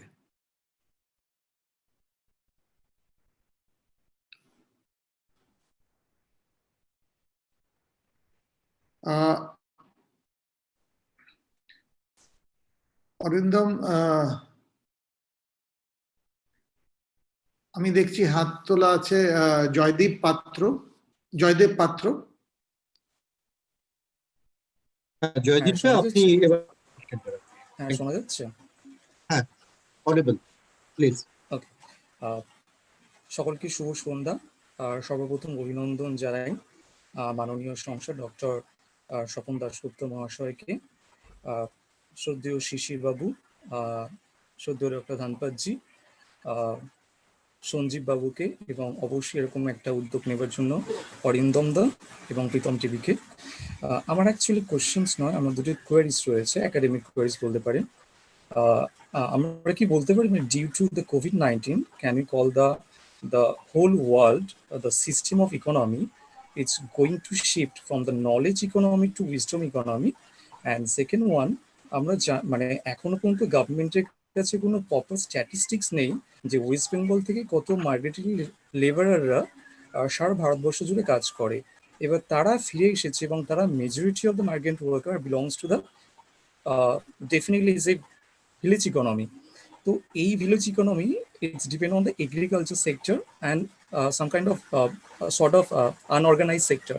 তো এই মানুষগুলো ফিরে আসার পরে বাংলার গ্রামীণ অর্থনীতির ওপরও তো একটা আমার মনে হয় একটা মারাত্মক রকমের চাপ পড়েছে। তো এই অবস্থায় বাংলার অর্থনীতিকে কি করে বাঁচিয়ে রাখা যায়, এই দুটো প্রশ্ন ছিল। আর এরকম একটা প্ল্যাটফর্ম দেওয়ার জন্য আপনাদেরকে ধন্যবাদ। ধন্যবাদ সঞ্জীব বাবু। হ্যাঁ, তো দুটো জিনিস আছে। আপনি যে ঠিক বলেছেন যে এরকম করে লোকেরা ফিরে যে এসছে আর গ্রামে, তাতে যে গ্রামীণ ইকোনমিতে চাপ পড়ছে, সেটা আপনি একদমই ঠিক বলেছেন। এটা শুধু পশ্চিমবঙ্গে না, পুরো ভারতবর্ষে যে মানে এক্সপোর্টার, লেবার এক্সপোর্টার যে রাজ্য, তাতে হয়েছে। ইউপিতে, বিহারে, সবই জায়গায় হয়েছে। আর সবই জায়গায় অনেক রকমের স্ট্র্যাটেজি করতে হবে, কারণ কি আমরা তো লক্ষ লক্ষ লোকের জন্য বিষয় বলছি। একটা স্ট্র্যাটেজি শুধু করলে হবে না। এখন শর্ট টার্ম স্ট্র্যাটেজি যেটা হচ্ছে, সেটা তো আমরা এখন করছি, কোনো মতে কিছু জনধনে টাকা দিচ্ছি বা এসব করছি, কিন্তু রিবিল্ড ফেজে আমরা কি করব, সেটাই আপনি প্রশ্নটা করছেন, লঙ্গার টার্ম প্রশ্ন করছেন। তো রিবিল্ডে যে করতে হবে, অনেক রকমের জিনিস করতে হবে। তিন জিনিস অন্য রাজ্যে কি করছে আমি মোটামুটি বোঝাই। যেরকম ইউপিতে অনেক কিছু কাজ হচ্ছে।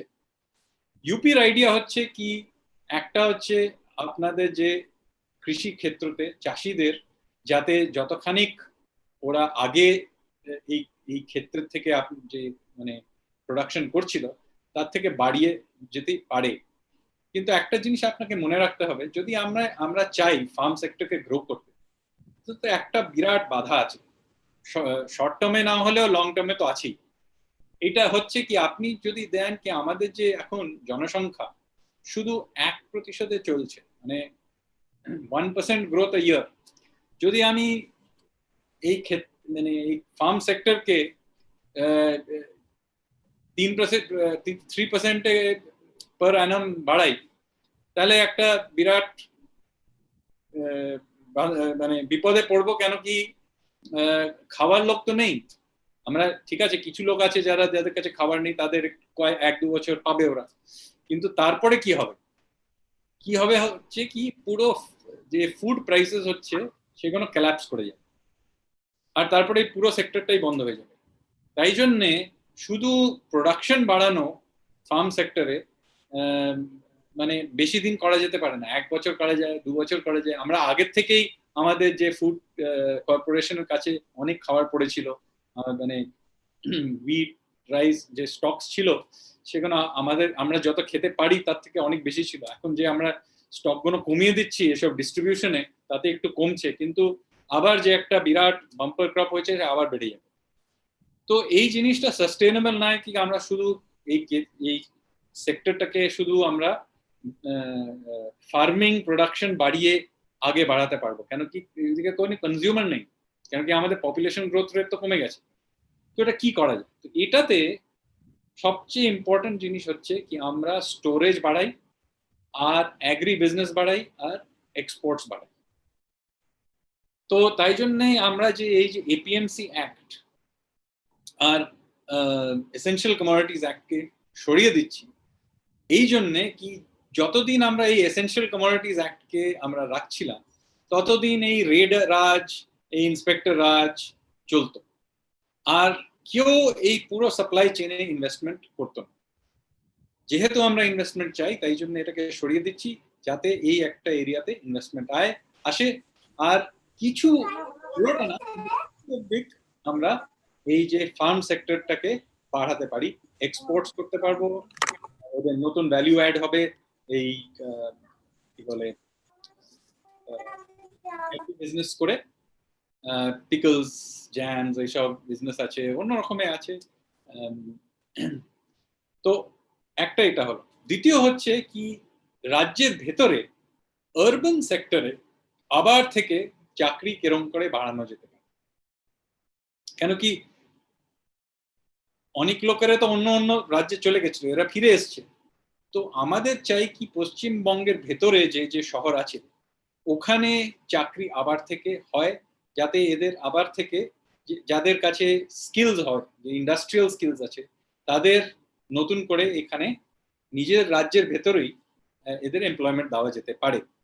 এটাতেও ইউপিতে একটা ভালো এক্সপেরিমেন্ট চলছে। ওখানে অনেক জায়গায় যেরকম নয়ডাতে অনেক বড় বড় নতুন করে ইন্ডাস্ট্রিয়াল জোন বানানো হচ্ছে। ওখানকার মুখ্যমন্ত্রী যোগী আদিত্যনাথ গ্লোবাল কোম্পানিজদের কন্ট্যাক্ট করছেন আর ওদের উত্তরপ্রদেশে আনার চেষ্টা করছেন। তো এটা দরকার কি নিজেকে মার্কেট করার দরকার, শুধু ভারতকেই নয় রাজ্যের লেভেল থেকেও করতে হবে মার্কেটিং, সেটাও পশ্চিমবঙ্গে করার দরকার।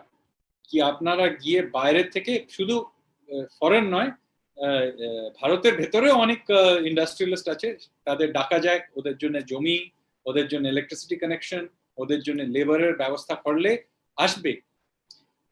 যদি ওরা আসে তখন এটা আরেকটা নতুন হতে পারে। তৃতীয় হচ্ছে কি অনেক আমাদের রাজ্য আছে যেখানে লেবার শর্টেজ আছে, সেই রাজ্যগুলোর সঙ্গে যোগাযোগ করে ওদের সঙ্গে একটা রিলেশনশিপ বানানোরও দরকার। যেরকম আমরা ভারত মিডল ইস্টের সঙ্গে একটা রিলেশনশিপ রাখে, কেন কি আমাদের কেরালা আর পশ্চিমবঙ্গ থেকেও যায়, অনেকে ওখানে কাজ করতে যায়। আমরা সবসময় একটা ডিপ্লোম্যাটিক রিলেশনশিপ রাখি মিডল ইস্টের সঙ্গে, ইউএই এর সঙ্গে। অন্য জিনিসে আমাদের মধ্যে সবসময় যদিও মানে সবকিছুতে আমাদের ডিফারেন্সেস থাকে, তবুও আমরা ইউএই, কুয়েত ইত্যাদির সঙ্গে ভালো রিলেশনশিপ কেন রাখি? কেন কি আমাদের লোক ওখানে গিয়ে কাজ করে। তো এই জিনিসটা যেই এক্সপোর্টার, যেই লেবার এক্সপোর্টিং রাজ্য, তাদের দরকার কি ইম্পোর্টিং রাজ্যদের সঙ্গে নিজের একটা ডিপ্লোম্যাটিক রিলেশনশিপ রাখার দরকার। যেরকম কি পশ্চিমবঙ্গের থেকে কর্ণাটকে অনেক লোকে কাজ করতে যায়, এইটা দরকার কি পশ্চিমবঙ্গের মুখ্যমন্ত্রী কর্ণাটকের মুখ্যমন্ত্রীর সঙ্গে একটা রিলেশনশিপ থাকার উচিত, যেটা থেকে এই যে ম্যানেজ করা যেতে পারে। যেরকম এখন যা হলো যে হঠাৎ থেকে ফিরিয়ে আনতে হলো অনেকদের, তো যে ট্রেন আসছে যাচ্ছে এই সব জিনিসকে ম্যানেজ করার জন্য একটা ডিপ্লোম্যাটিক সিস্টেম দরকার। যেরকম ভারত চায়না বা আমেরিকার থেকে নিজেদের স্টুডেন্টদের ফেরত নিয়ে আসছে, শ্রমিকদের ফেরত নিয়ে আসছে, আমরা ছুটছি, তো ভেতরের রাজ্যের ভেতরেও করার দরকার। আর যখন এইসব ইকোনমি আবার থেকে খুলে যাবে, ওখানে আবার ওদের দরকার হবে লোকেদের, তখন আবার এক্সপোর্ট করার তখন সুযোগ থাকবে, কেন কি আমাদের ওই সিস্টেমটা অলরেডি আছে। আমাদের লোকেদের ক্ষমতা হবে কি যখন যেখানে দরকার সেখানে আমরা সাপ্লাই করতে পারবো। তো এইসব তিন জিনিসই দরকার। নিজেদের কৃষি ক্ষেত্রে ভ্যালু অ্যাড করার দরকার, দ্বিতীয়ত আমাদের শহরে আবার থেকে আর মূলত কলকাতাকে আবার থেকে ফিরিয়ে আনার দরকার, আর তৃতীয় আমাদের ভারত দেশের ভেতরেই যে রাজ্যে লেবার শর্টেজ আছে তাদের সঙ্গে একটা ডিপ্লোম্যাটিক রিলেশনশিপ বানিয়ে রাখার দরকার। ধন্যবাদ। নেক্সট প্রশ্ন আমি চলে যাচ্ছি রূপাঞ্জনা মিত্রর কাছে। অরিন্দম একটু প্লিজ আনমিউট করে দাও, এক সেকেন্ড। হ্যাঁ, এখন বলুন। Good evening distinguished guest. আমার একটাই প্রশ্ন যে middle class society is losing jobs. There's a lot of unemployment in the corporate sector, as I've been hearing a lot from my friends who are in the MNCs also. So they're cutting out on employment. So how do we see in 2021 a middle class society who has so much of complaints to burden with? Okay, so I'll answer this in English as well. It is no point in us trying to rebuild what was there before COVID. Okay, let us accept the fact that the world has changed. We have just gone through what the world went through in the 1930s and 40s. First, you went through the Great Depression, and then you went through the Second World War. আপনারা জানি great depression হয়েছিল আর দ্বিতীয় বিশ্বযুদ্ধ হয়েছিল। তারপরে যে আর্থিক ব্যবস্থা পৃথিবীতে বিশ্বে যেটা বানানো হলো, সেইটা 1920s এর ইকোনমি থেকে একদমই আলাদা ছিল।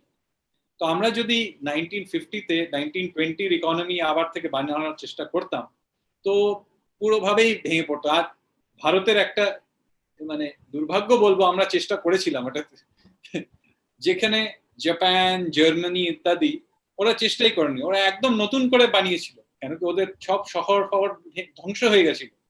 জার্মানিতে বার্লিন পুরোভাবে ধ্বংস হয়ে গেছিল, তো ওদের পুরোভাবে নতুন করে বানাতে হয়েছিল। তো একভাবে ওদের লাভ হলো, কেন কি ওরা পুরোভাবে নতুন করে বানাতে, যেহেতু ওদের বাধ্য হয়ে করতে হলো, তাই জন্য ওরা বানাতে পেরেছিল। যেখানে ব্রিটেন, যার পুরোভাবে ধ্বংস হয়নি, ব্রিটেন চেষ্টা করেছিল কি আগের ভাবে চালানোর চেষ্টা করে, তারপরে ওরা চালাতে পারেনি, তারপরে থ্যাচারের আমলে ওদেরও পুরোভাবে নতুন করে করতে হয়েছিল। তো আমাদেরও তাই করতে হবে। আগের থেকেই ভালো যে আমরা এটা ভেবে নিই কি দেখুন, আগের ইন্ডাস্ট্রিগুলো, আগের কোম্পানিগুলো, আগের যে সিস্টেমগুলো ছিল সেগুলো পুরোভাবেই ধ্বংস হয়ে গেছে। এখান থেকে যেরকম আমি আপনাকে একটা উদাহরণ দিচ্ছি, আমরা যেরকম কথাবার্তা বলছি এখন জুমে, 1-2 মাস আগে আমরা এরকম ভাবে মানে জুমে এরকম কথাবার্তা বলতে আমরা করতামই না। আমি খুব কম লোকেরা হবে যারা এরকম, যারা খুব টেকনোলজি ইউজ করে তারা এরকম করতো। এখন তো প্রায় 90% লোক হবে যারা জুম চালাতে পারে। এটা কি মানে? আপনি তো শিক্ষাক্ষেত্রে নেই, এখন ইউনিভার্সিটিতে প্র্যাকটিক্যালি সবাই এখন এই জুমে ক্লাস করছে।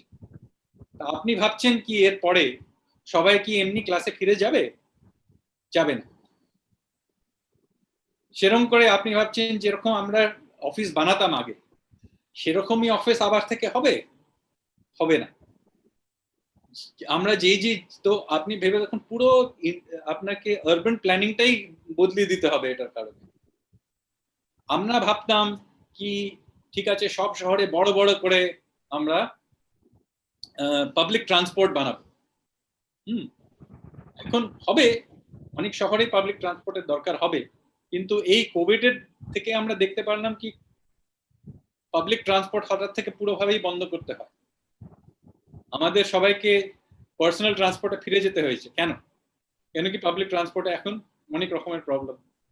তো আমাদের যে পুরো ভাবে নতুন করে যে ভেবে বের করতে হবে, সেইটা আমাদের মাথায় রাখতে হবে কি শুধু প্রি কোভিড বিশ্বকে, প্রি কোভিড টেকনোলজিকে ফিরিয়ে আনা এখন সম্ভব নয়, নতুন করে করতে হবে। কিন্তু এই নতুন সেক্টরগুলো কি সেটা আমিও জানি না, আপনিও জানেন না। তো সবচেয়ে ইম্পর্টেন্ট হচ্ছে কি আমাদের নিজেদের পুরোভাবে ফ্লেক্সিবল রাখতে হবে। নতুন যা টেকনোলজি আসে সেটাকে নিয়ে আসতে হবে। আমাদের পুরো লেবার মার্কেটটাকে পুরোভাবে ফ্লেক্সিবল রাখতে হবে, কেন কি অনেক লোকেদের চাকরিও যাবে, নতুন রকমের চাকরি আসবে। আমাদের এডুকেশন সেক্টরকে ওই পুরোনো ডিগ্রি টাইপ এডুকেশন চালাতে হবে, সেরকম করে আমরা চালাতে পারবো না, কেন কি হঠাৎ থেকে সবাইকে রিস্কিল করতে হবে। তো আমি যদি শুধু বলি কি আপনার কাছে মাস্টার্স ডিগ্রির হিসাবে আপনাকে চাকরি দেবো, আমরা করতে পারবো না, কেন কি ও যে মাস্টার্স ডিগ্রি ও পড়েছিল ইউনিভার্সিটি, সেটা তো আর ওটা আর যে আমি যে জিনিসে আমি ওকে ডিক্লেয়ার করতে চাই সেটা একদমই আলাদা। তো আমাদের সবকিছুতেই পুরোভাবে ফ্লেক্সিবল রাখতে হবে। তো flexibility in labour markets, flexibility in capital markets, flexibility in land markets, everything has to be as flexible as possible so that we can change. And we have to also keep our mind open about the flexibility in terms of how the geopolitics of the world works. We have to get rid of all the cobwebs for inside our head, be willing to change. And here, the biggest threat is not bureaucracy, which is a threat, old laws which are a threat, but the biggest threat are the cobwebs inside our head. So we have to be willing to, and the second most important thing after removing the cobwebs inside our head is the importance of a risk-taking culture. Because despite the fact that everything will be destroyed, we will still have to stand up and begin taking risks. Right? Now, let us go back to looking at Japanese industries and German industries in 1945. Everything had been destroyed. If you think you have a problem now, imagine what they were in. Their major cities had been destroyed. Everything had been destroyed. Many young people had been killed, and they were able to rebuild it from there. Because they were forced to remove all the cobwebs from their heads, and they were forced to start building things completely newly and take risks. You had no choice but to take a risk. So we will have to take risks. And so that requires our financial system to be able to back people to take huge risks. So that is very important, that we not only protect our financial system, but at the end of this, in a few months' time when we begin growing, that this sector is able and willing to take large risks. And the third most important thing in this is the importance of a legal system. You may think this is the most strange thing to bring up in this, but it is not. Because if we are going to get into a flexible environment where there are no anchors, the old certainties have been removed, then the only certainty you will have is the certainty of a contract. Therefore, enforcement of contracts is going to become the single most important thing. As a public utility is not a physical infrastructure, which may or may not be important. We don't know. The physical infrastructure we built, some of it may be, but some of the infrastructure may actually be redundant. We have no idea. So the most important thing here is actually the sanctity of a contract, because that's the only thing on basis of which you'll take a risk. So that is also why our legal system is now going to be the single biggest constraint. এই যে 5 বছর 10 বছর অবধি case চলছে, এইসব চলবে না। কেন কি হঠাৎ আমাদের একটা কন্ট্রাক্ট করতে হবে, আমি চাই কি ওই কন্ট্রাক্টটাকে এনফোর্স করতে যদি আমি পারি না, তা আমি ইনভেস্টই করবি না, নতুন জিনিসে ইনভেস্ট করব কেন? কেন কি আমি তো জানি না এটাকে এনফোর্স করতে পারবো। The most important infrastructure in all of this is the legal infrastructure. And so if you go back to looking at Japan and Germany, they came up with completely new legal systems. Basic law in the case of Germany, and in the case of Japan, the Americans, both cases, the Americans created a completely new legal systems. And the enforceability of contracts in those new legal systems was a very important thing. This is, by the way, the same thing is true of China. China 20 years ago did not have a proper legal system. And they, even though their criminal legal system, and other civil systems are still quite backward, on commercial law, their systems are actually much better than ours today. So we have to have enforceability and certainty of contract enforcement. And whatever their other problems that China may have on the civil front, their enforcement of contract on the contracts front is actually much better. And by the way, here they have so far been able to use Hong Kong as a very important way of enforcing contracts, because Hong Kong has a very good legal system. They have, unfortunately, in my view, shot themselves in the foot by undermining the importance of Hong Kong as a contract enforcement center. So in one very important sense, they have shot themselves in the foot. We, on the other hand, should not take this lying down.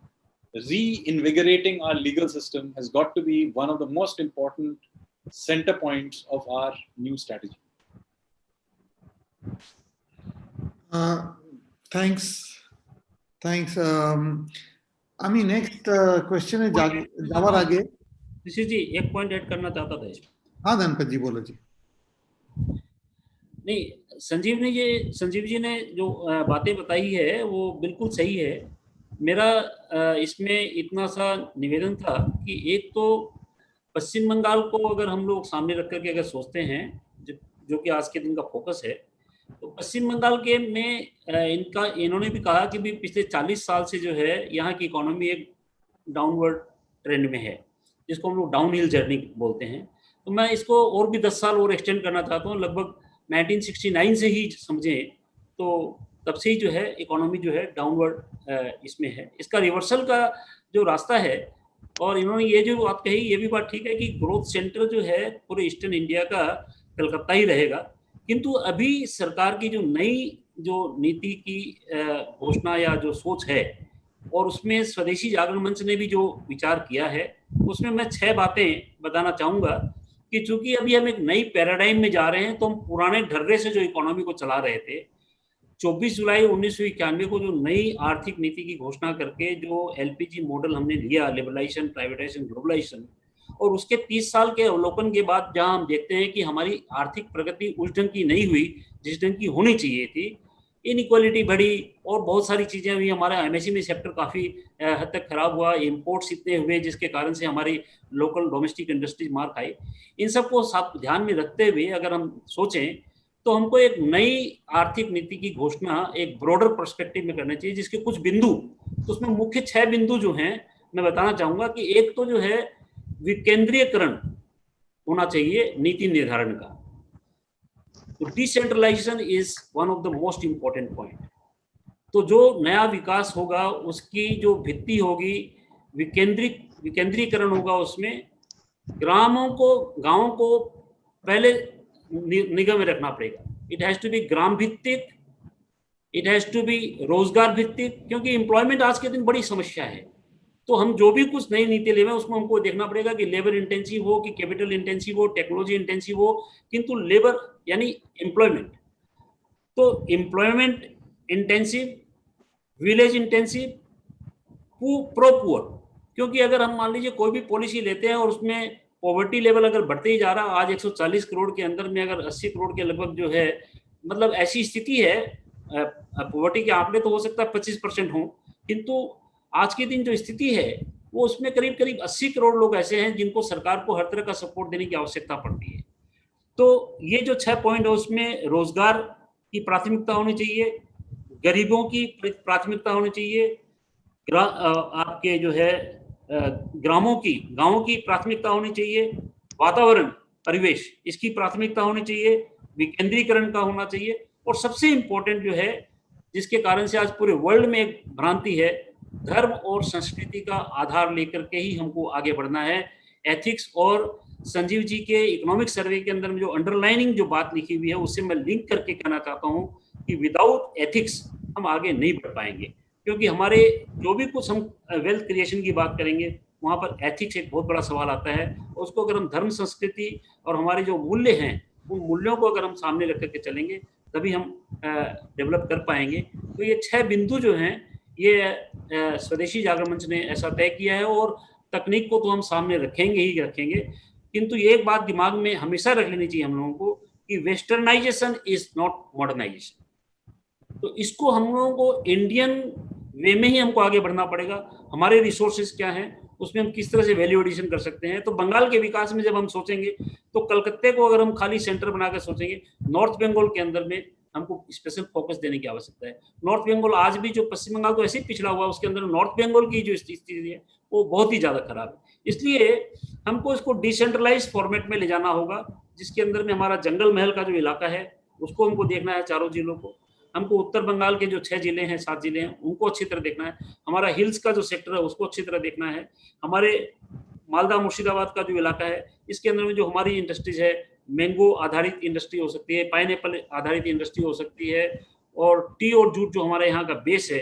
तो पश्चिम बंगाल को अगर सोच करते हैं तो मैं समझ रहा हूँ कि यहाँ पोटेंशियलिटी बहुत ज़्यादा है, टूरिज्म की भी बहुत पोटेंशियलिटी है। इन सारे चीज़ों को अगर हम सोच करके पश्चिम बंगाल को अगर स्पेसिफिक अगर एक उदाहरण के रूप में लेते हैं तो मैं समझ रहा हूँ कि पश्चिम बंगाल की आर्थिक उन्नति का चूंकि एक डाउन स्लाइड पोजीशन गई है, तो यहाँ लॉ एंड ऑर्डर को अगर ठीक करके पश्चिम बंगाल के अंदर, पंकज धानुका जी हैं डिलॉयट से यहाँ पर, तो उन्होंने भी जो सुझाव रखे हैं कि हम किस तरह लॉ एंड ऑर्डर को, सिचुएशन को इम्प्रूव करते हुए एक कॉन्फिडेंस बिल्डिंग ऐसी सिचुएशन तैयार करें कि इन्वेस्टमेंट क्लाइमेट, तो यहाँ per year after year bongo जो इन्वेस्टमेंट समिट होती है उसके अंदर में 2 लाख करोड़ 3 लाख करोड़ के इस तरह के जो है वो साइन होते हैं। वो तो पहले भी हुआ करते थे, सीपीएम के जमाने में भी होते थे, किंतु उससे कोई डेवलपमेंट नहीं हुआ।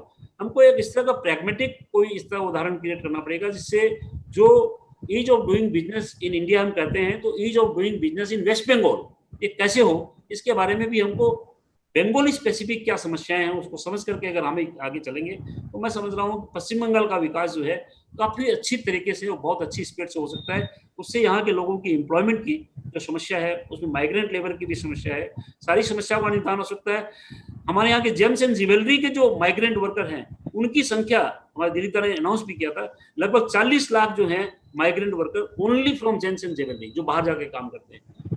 वो काम यहाँ भी हो सकता है, यहाँ से भी हम एक्सपोर्ट कर सकते हैं। हमारे यहाँ के लेबर की जो स्किल है उसमें यमुनानगर बोल करके एक जगह है हरियाणा में, वहाँ पर प्लाईवुड इंडस्ट्री के लिए जो पीतल के जो बर्तन बनाते हैं उस इंडस्ट्री के अंदर वहां कम से कम 2 लाख वर्कर तो कुछ बिहार और नॉर्थ बंगाल से, सिर्फ बंगाल से उस एक पर्टिकुलर इंडस्ट्रियल बेल्ट में, एक इंडस्ट्रियल क्लस्टर में, हमारे यहाँ 400 इंडस्ट्रियल क्लस्टर्स हैं इंडिया में, और माइक्रो को अगर जोड़े तो वो क्लस्टर्स की संख्या 1000 से ज्यादा हो जाएगी। उन सारे इंडस्ट्रियल क्लस्टर्स में अगर मिलाकर देखेंगे तो पश्चिम बंगाल के माइग्रेंट लेबर की किसी ने बताया था, शायद जयदेव पात्रा जी बोल रहे थे कि संख्या का पूरा सही अनुमान नहीं है। जयदेव दा, আমি খুব কনফিডেন্টলি বলছি আমাদের এখানকার মাইগ্রেন্ট লেবার তাদের সংখ্যা 1 কোটি থেকে 1.25 কোটি মতন আছে। আর তাদের যদি এখানে ফিরে আসে, তাদের জন্য আমরা যদি ডিসেন্ট্রালাইজ বেতে যদি একটা স্কিম নিই, পশ্চিমবঙ্গে তাদের যে স্কিল আছে সেই স্কিলকে আমরা শুধু আমাদেরকে ক্লাইমেটটা, যে আমাদের পরিবেশটা যে আছে, এখানে সঞ্চয় বেশি, বিনিয়োগ কম, মানুষ বেশি, জমি কম, কাজে এখানে লার্জ ম্যানুফ্যাকচারিং ইন্ডাস্ট্রি হবে না। এখানে এমএসএমই সেক্টরটাকে আমাদের ফোকাস করে এগোতে হবে। আমরা এডুকেশনাল সেক্টরকে ফোকাস করতে পারি, ইনফরমেশন টেকনোলজি সেক্টরকে ফোকাস করতে পারি, হসপিটাল ইন্ডাস্ট্রি আছে, হসপিটালিটি ইন্ডাস্ট্রি আছে, এগুলো অনেক স্কোপ আছে যেখানে আমরা পশ্চিমবঙ্গকে সামনে রেখে এই কাজগুলো করতে পারি। এটা আমার মনে হলো, তাই আমি জাস্ট অ্যাড করতে চাইলাম। অনেক ধন্যবাদ। ধন্যবাদ ধনপতজি। আমি নেক্সট চলে আসছি সন্দীপ ব্যানার্জির কাছে। সন্দীপ বাবু, আপনার প্রশ্ন রাখুন তো।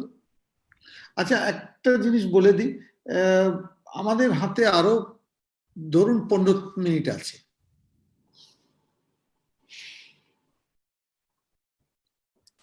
সন্দীপ বাবু, সন্দীপ ব্যানার্জি, শোনা যাচ্ছে? Am I audible? হ্যাঁ, you are very audible. Okay, I have 2 questions specifically. Number one, because it has been a double attack on West Bengal. First, the COVID problem that we are going through, and second, this Umphan. So it has taken us into a place where social distancing itself has become impossible, because we have seen people being shifted to a lot of areas where just to save themselves, social distancing was out of question. Now, adding to it the migrant laborers, it is a conflict between life and livelihood. It is a conflict between to live and how to live. And if we think that these migrant laborers are caught between two worlds, one dead and the other powerless yet to be born, then where do our states stand at this point of time, and how does really the government thinks of overcoming this crisis? Secondly, the sector of education will largely be affected, not only in West Bengal, but in the national forefront. There will be huge number of school dropouts after the COVID. It has to happen. It will happen, actually. So that is a problem that I would like the government, both the state government and the, since I'm sensing about West Bengal, it will be a national problem in course of time, the government to take care of that. How do you really help stop minimizing the number of school dropouts? It will be a huge hit, because everyone still cannot come under the corpus of online education. Of course, online education would be the next form of education, but in school level, at least at the school level, everyone really cannot come under the corpus of that education. Hello? Hello? So, should I answer that? Yes. Yeah, okay, I'll answer that. So, Okay. I'll tell you that as far as the issue of West Bengal is concerned, of course, I'm not a specialist in West Bengal. So, you'll have to, I don't know the exact data right now on the ground, which you may have a better sense of it. But our approach right now is that we have the national lockdown was necessary because we all needed time to figure out where the hotspots are, some arrangements as far as quarantining, testing, etc., get some sense of what the kind of disease is, and so on. And now we have basically gone from a much more decentralized model, because that is the only thing that is ultimately sustainable. It's not sustainable to keep the country in lockdown for too much longer. The economic costs are not only higher, even the health costs are higher, because remember that COVID is not the only disease.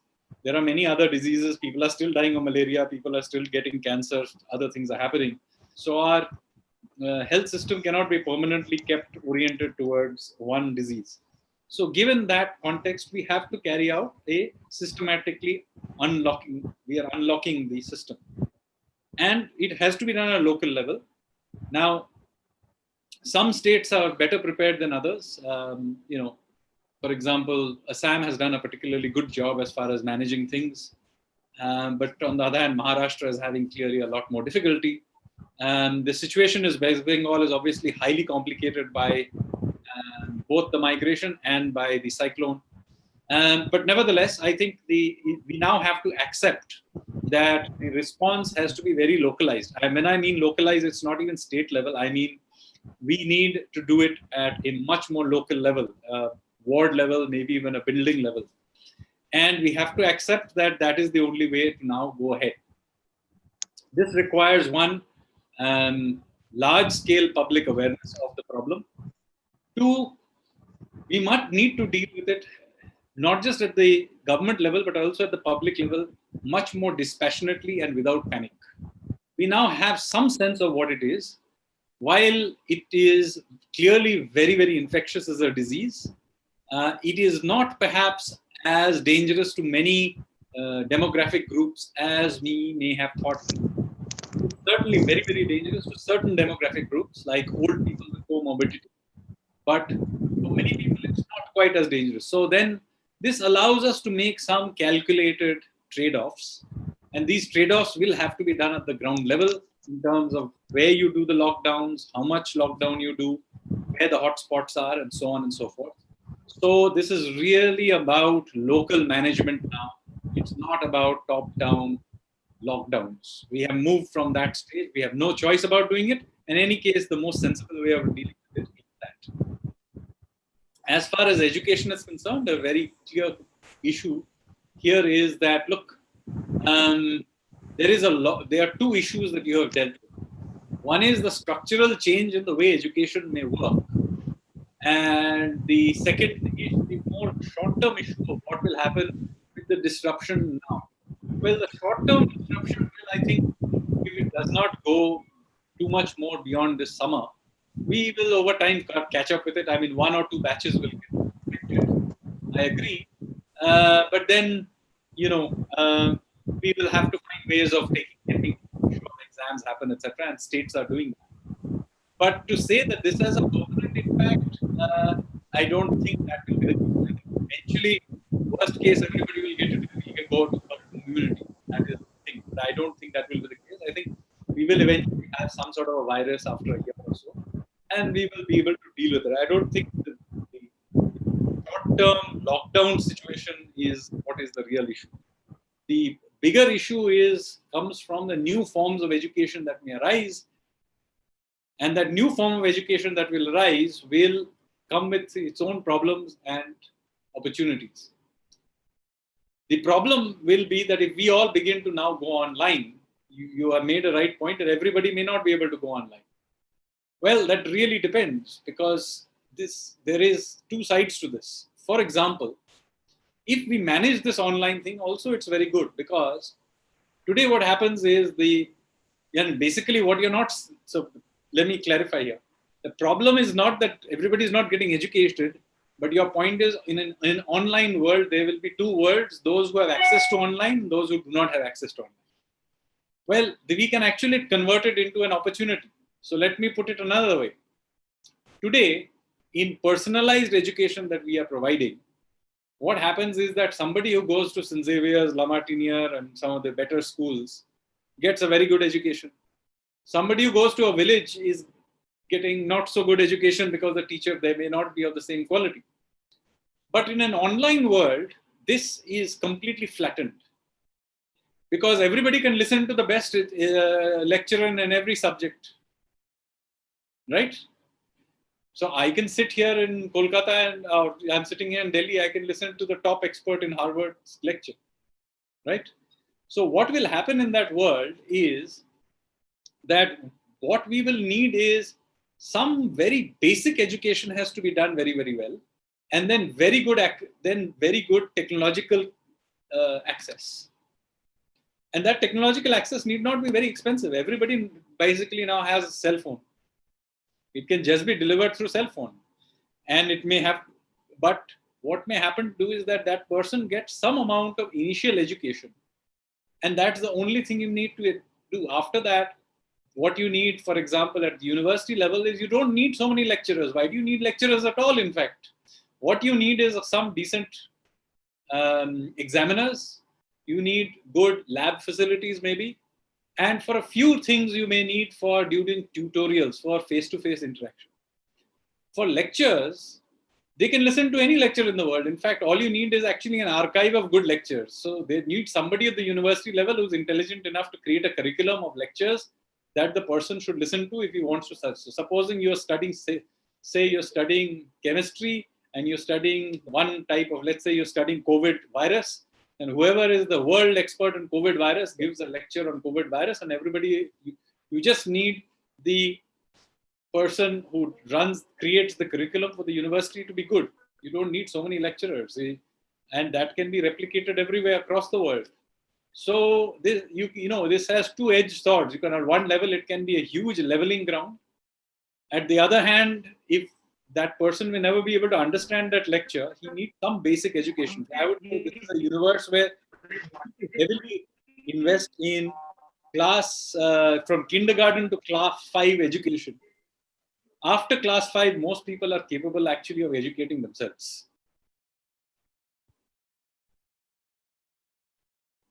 Thanks. Thanks. Next আমি চলে যাচ্ছি নীলাঞ্জনের কাছে। খুব সংক্ষেপে বলবেন আপনার প্রশ্ন।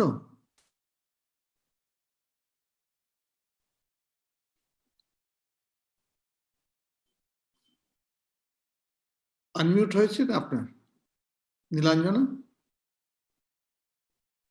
আপনি কি নেই? আচ্ছা, হ্যাঁ নেক্সট অন্য, হ্যাঁ আমি নেক্সট চলে যাচ্ছি Pankaj Dhanuka. Mr. Sanyal, you have done a wonderful job for the country. What we require today is something to be done for Eastern India and West Bengal.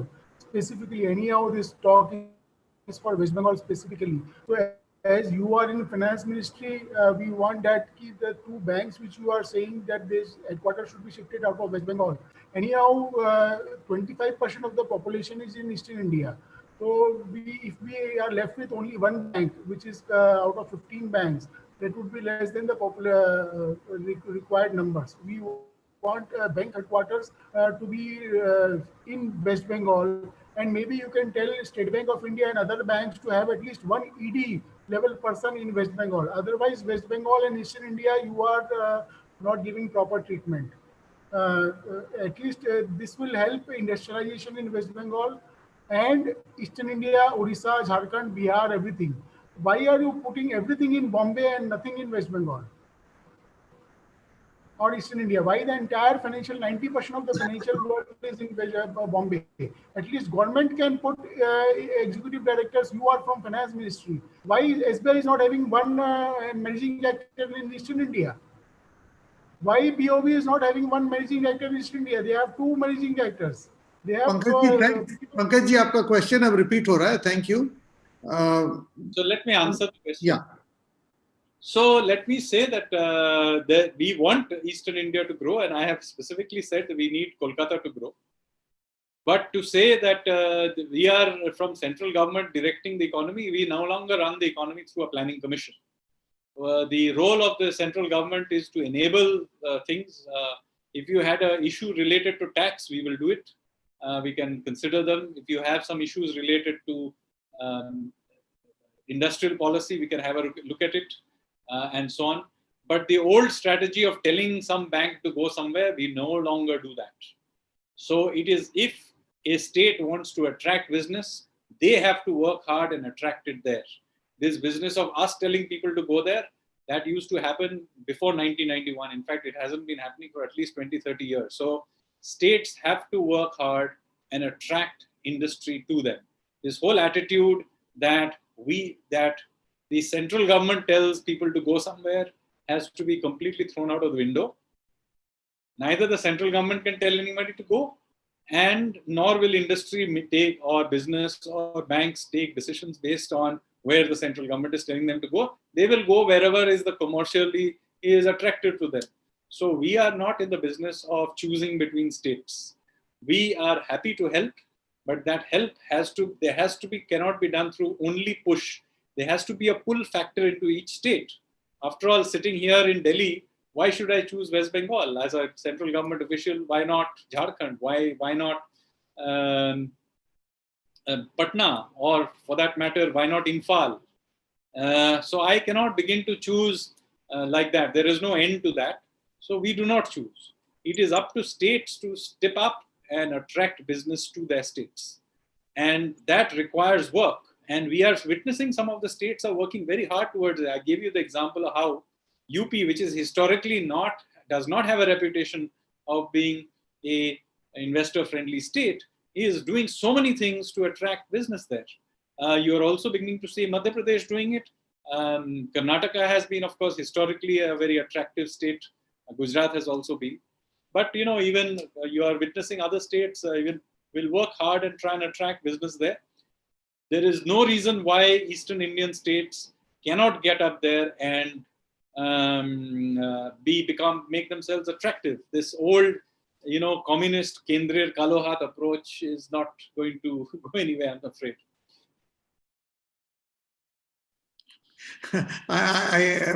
You brought a smile to my face. For a reason, I'll tell you someday when we finally meet. Last question. I know there are many hands coming up. I'm sorry. এটা পারবো না কেন সময় অনেক কম। অনিন্দ, তুমি অনেক কিছু করেছো আজকে প্রোগ্রামের জন্য, তোমাকে তো একটা প্রশ্ন দিতেই হবে, বলো। অনিন্দ? হ্যাঁ অনিন্দ, জিজ্ঞেস করো। না না না করো, আমি তো অনলাইন।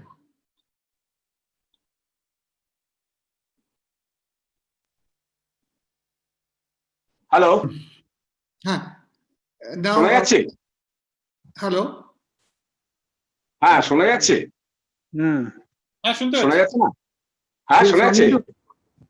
হ্যাঁ হ্যাঁ বলছি, is Indian economy directing us towards the deglobalization of Indian economy or globalization of Indian economy? And as we know that we were in that the feudal economy, then the Britishers came and we turned a bit towards the capitalism. And how do we define right now the Indian economy? How do you theorize the Indian economy? So let me say that you're right, we were once a feudal economy, then became a colonial economy, then we became a socialist economy, then we have tried to move to a market economy, and we have half done it when we have been hit by this shock.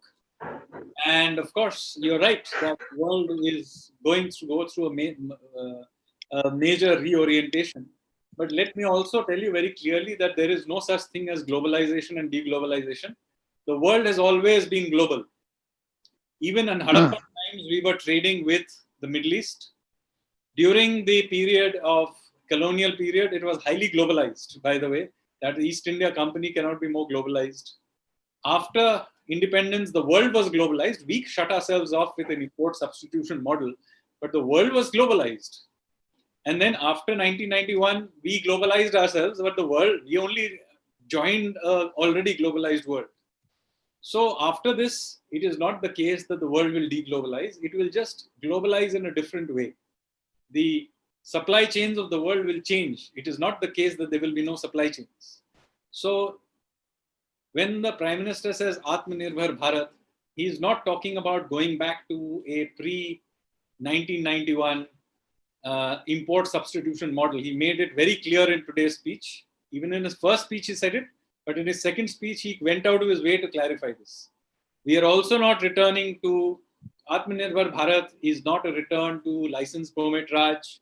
It is not a return to a closed-minded India. It is about grabbing the world's opportunities, indigenizing, creating new companies, risk-taking from India, thinking of creating Indian multinational companies. It is not about protecting ourselves and hiding behind something. So this is an opportunity we have to take. We will protect national interest when it's necessary. If it doesn't serve national interest, we will not join RCEP. For example, we didn't join RCEP.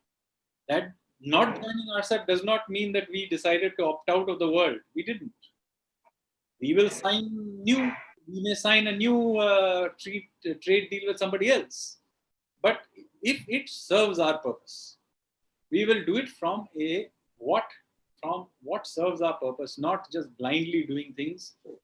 And so this will be the case even going forward. We will continue to globalize in the sense that we will attract FDI from the rest of the world to come to India.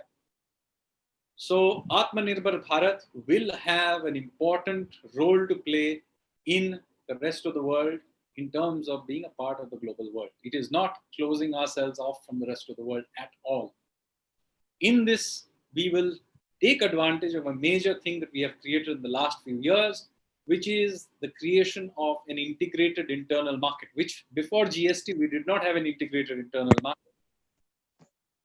And with removing the Essential Commodities Act and the APMC, we have now also created an internal agricultural market, by the way. A national agricultural market also exists. So we will leverage the economies of scale that we can create through this to try and capture international markets while we try and attract people to come and manufacture things in India. We will encourage indigenization as well, but this is not by saying that we do not want to modernize.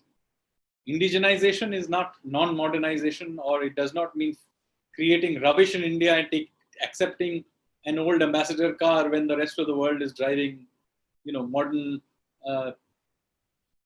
post-combustion engine drones or whatever it is that we are going to be driving in 20 years' time. So we are not going back to the ambassador car. Ironically, the ambassador car itself was not an Indian invention, but also an import, but that's a different issue. So let us be clear that there is no such thing. There is no going back on globalization, but there will be a new form of globalization. We'll have to participate in it. And what that form takes, we will have to adjust to it. The new technologies that come, we will have to adjust to it. The new geopolitics that will emerge from this, we will have to adjust to it. This whole idea that we can remain non-aligned and consequently not participate in it is wrong. We tried it, it failed. This import substituting, non-aligned, closed-minded, Inspector Raj that we had created and ran till 1991 was a failure. There is no going back to it. We have to move forward and we have to play this game. Since we live in a country which prefers cricketing analogies, we cannot play this on the back foot. We can only play this on the front foot. So we have to step out and try, and there is a risk we run through it. But when we run the risk, we have to run the risk. ধন্যবাদ। দেখুন, actually আপনি ঠিক বললেন, আমরা তো ক্রিকেটে খুব বিশ্বাস রাখি, আর যদি আমাদের দেশে একটাই ধর্ম হয়, সে ধর্ম হচ্ছে ক্রিকেট। তো পুরোনো দিনে ক্রিকেটের টেস্ট ম্যাচে কোনো সীমা থাকতো না। World's longest test match was 11 days ended in a draw. But আমাদের তো টাইমের একটা সীমা আছে। সরি, এখন আর আমি দেখছি, আমি সবাইকে কিন্তু আমার সাইড থেকে ক্ষমা চেয়ে নিচ্ছি, আপনাদের আরো প্রশ্ন আমি করতে দেওয়ার আমি সুযোগ দিতে পারছি না।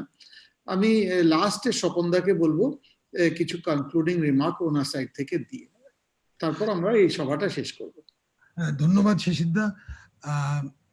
মানে সঞ্জীবকে এখানে বলার একটাই আমার উদ্দেশ্য ছিল যে সাধারণত আমলারা খুব মিনিয়ে মিনিয়ে কথা বলে।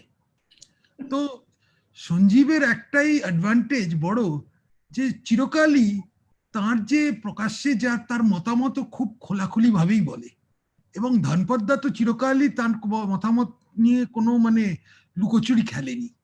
তো সঞ্জীব যা বলল এত ফ্র্যাঙ্কলি কোনো ভারতবর্ষের রাজনীতিক কেউ যদি পলিটিশিয়ান ছাড়ুন, কেউ আমলারাও বলে না। তো আজকে আমরা সৌভাগ্য যে সঞ্জীব যা বললো একদম খুলোখুলি, একদম ঝেড়ে কেসেছে। এর মধ্যে অনেকগুলো প্রশ্ন থেকে যায়, যে প্রশ্নগুলো আমরা ভবিষ্যতে সামনের দিনে এ নিয়ে চিন্তা করব।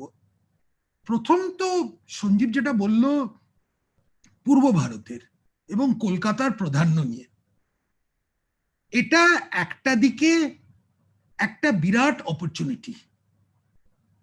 আমরা যখন ডিক্লাইনের সঙ্গে অপরচুনিটি একসঙ্গে এসে যাওয়া, এটা হয়তো হিস্টোরিক্যাল মোমেন্ট, দে কাম ভেরি ইনফ্রিকুয়েন্টলি, কিন্তু এটা একটা আমার কাছে, আমরা এতদিন ধরে পশ্চিমবঙ্গ নিয়ে আমি একটা কথা সবসময় ইউজ করি, উই হ্যাড বিকাম স্পেশালিস্টস ইন ডিক্লাইনোলজি।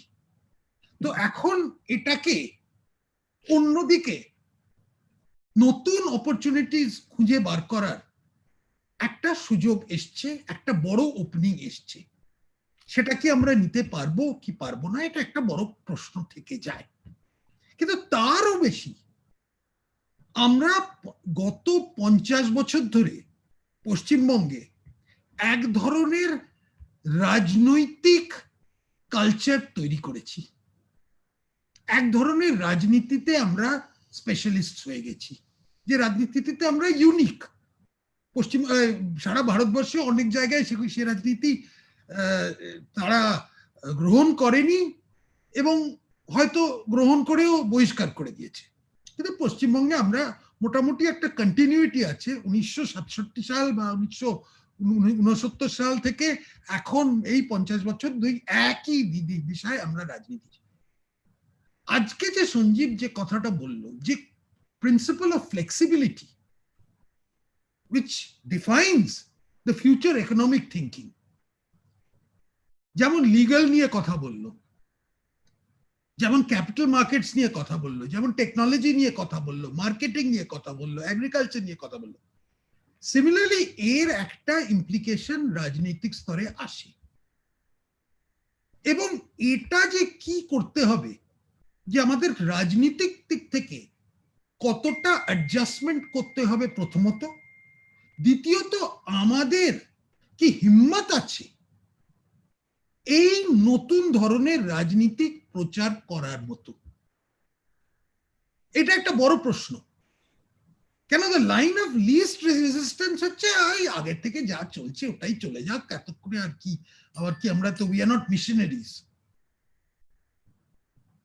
এরকম ভাবে এই রাস্তায় যদি আমরা চলি, মানে পুরনো রাস্তায় যদি আমরা চলি, তাহলে ওই অপরচুনিটিস থাকবে না। কলকাতা, পূর্ব ভারত হয়তো গুরুত্বপূর্ণ রোল ফেরত পাবে, কিন্তু সেটা হয়তো ভুবনেশ্বর হয়ে যাবে। তো এই জিনিসটাও আমাদের একটু চিন্তা করা উচিত যারা পাবলিক লাইফে আছে। আর আমি জানি আজকে এখানে অনেকে যারা এসছেন তারা পাবলিক লাইফে আছে, তাদের একটু চিন্তা করা উচিত। এটার একটা খুব সহজ উত্তর বা সহজ একটা পথ নেই, এটা একটু চিন্তা করতে হবে। কিন্তু চিন্তা করতে হবে এই দিশায় যে আমাদের বদলাতেই হবে। যদি আমরা এই সুযোগটা নিতে পারি, পূর্ব ভারতের যে গুরুত্বটা বলছে লোকাল সাপ্লাই চেইন, মানে ওই যে কথাটা মোদিজি বলেছে, ওই মানে লোকালের সম্বন্ধে নিজেদের একটা মানে be I forget the exact be vocal about local. So if we are to be vocal about local, then we have to create the local environment. সেই পরিবেশটা তৈরি করতে হবে। তো আমি মানে কনক্লুডিং রিমার্কসে প্রথমত ধন্যবাদ দিতে চাই for such a thought provoking lecture from Sanjeev and from Dhanpat, because both complemented each other in giving us a very good idea of exactly what sort of things, and he's given us enough food for thought which should last us for many more weeks, lockdown or no lockdown. And I hope মানে এটাতে কিছু আমরা চিন্তা করে আমরা কোনো নতুন দিদির সাথে যদি যেতে চাই, তার অ্যাটলিস্ট উই ক্যান স্টার্ট, আমরা একটু চিন্তা ভাবনাটা আরম্ভ করতে পারি। অনেক অনেক ধন্যবাদ সঞ্জীব, অনেক অনেক ধন্যবাদ সবাই, মানে যারা সঞ্জয় সোম যে এটাতে জন্য সহযোগিতা করেছে, রিতমের যারা অনিন্দ রিতমের যে এই ফ্যাসিলিটিটা আমাদের মানে লাইভের জন্য রেখেছে। এবং আরেকটা ক্ষমা চাই নিয়ে নিলাম, শিশিরদাও বলেছে অনেকে আজ জানি আজকে অনেক প্রশ্ন ছিল, আজ 10টা 10:30 অব্দি আমরা চালিয়ে দিতে পারতাম যদি এত প্রশ্ন ছিল। তো কিন্তু খুবই ভালো, আশা করি আরো এই ধরনের জিনিস। এই লকডাউনের একটা সুবিধে যে new politics, one of the new politics which we have found is that we can actually present মানে thought in the political arena. It to my mind is something which is worth thinking about. Thank you very much. Dhanyabad, namaskar, shubharatri, সাবধানে থাকবেন, বেশি বাজারে যাবেন না। Just একটা add করে দিই স্বপন দা, একটা অ্যাড করে দিই, অরিন্দমকে কিন্তু আমরা অরিন্দমকেও, হ্যাঁ অরিন্দমকেও বলে।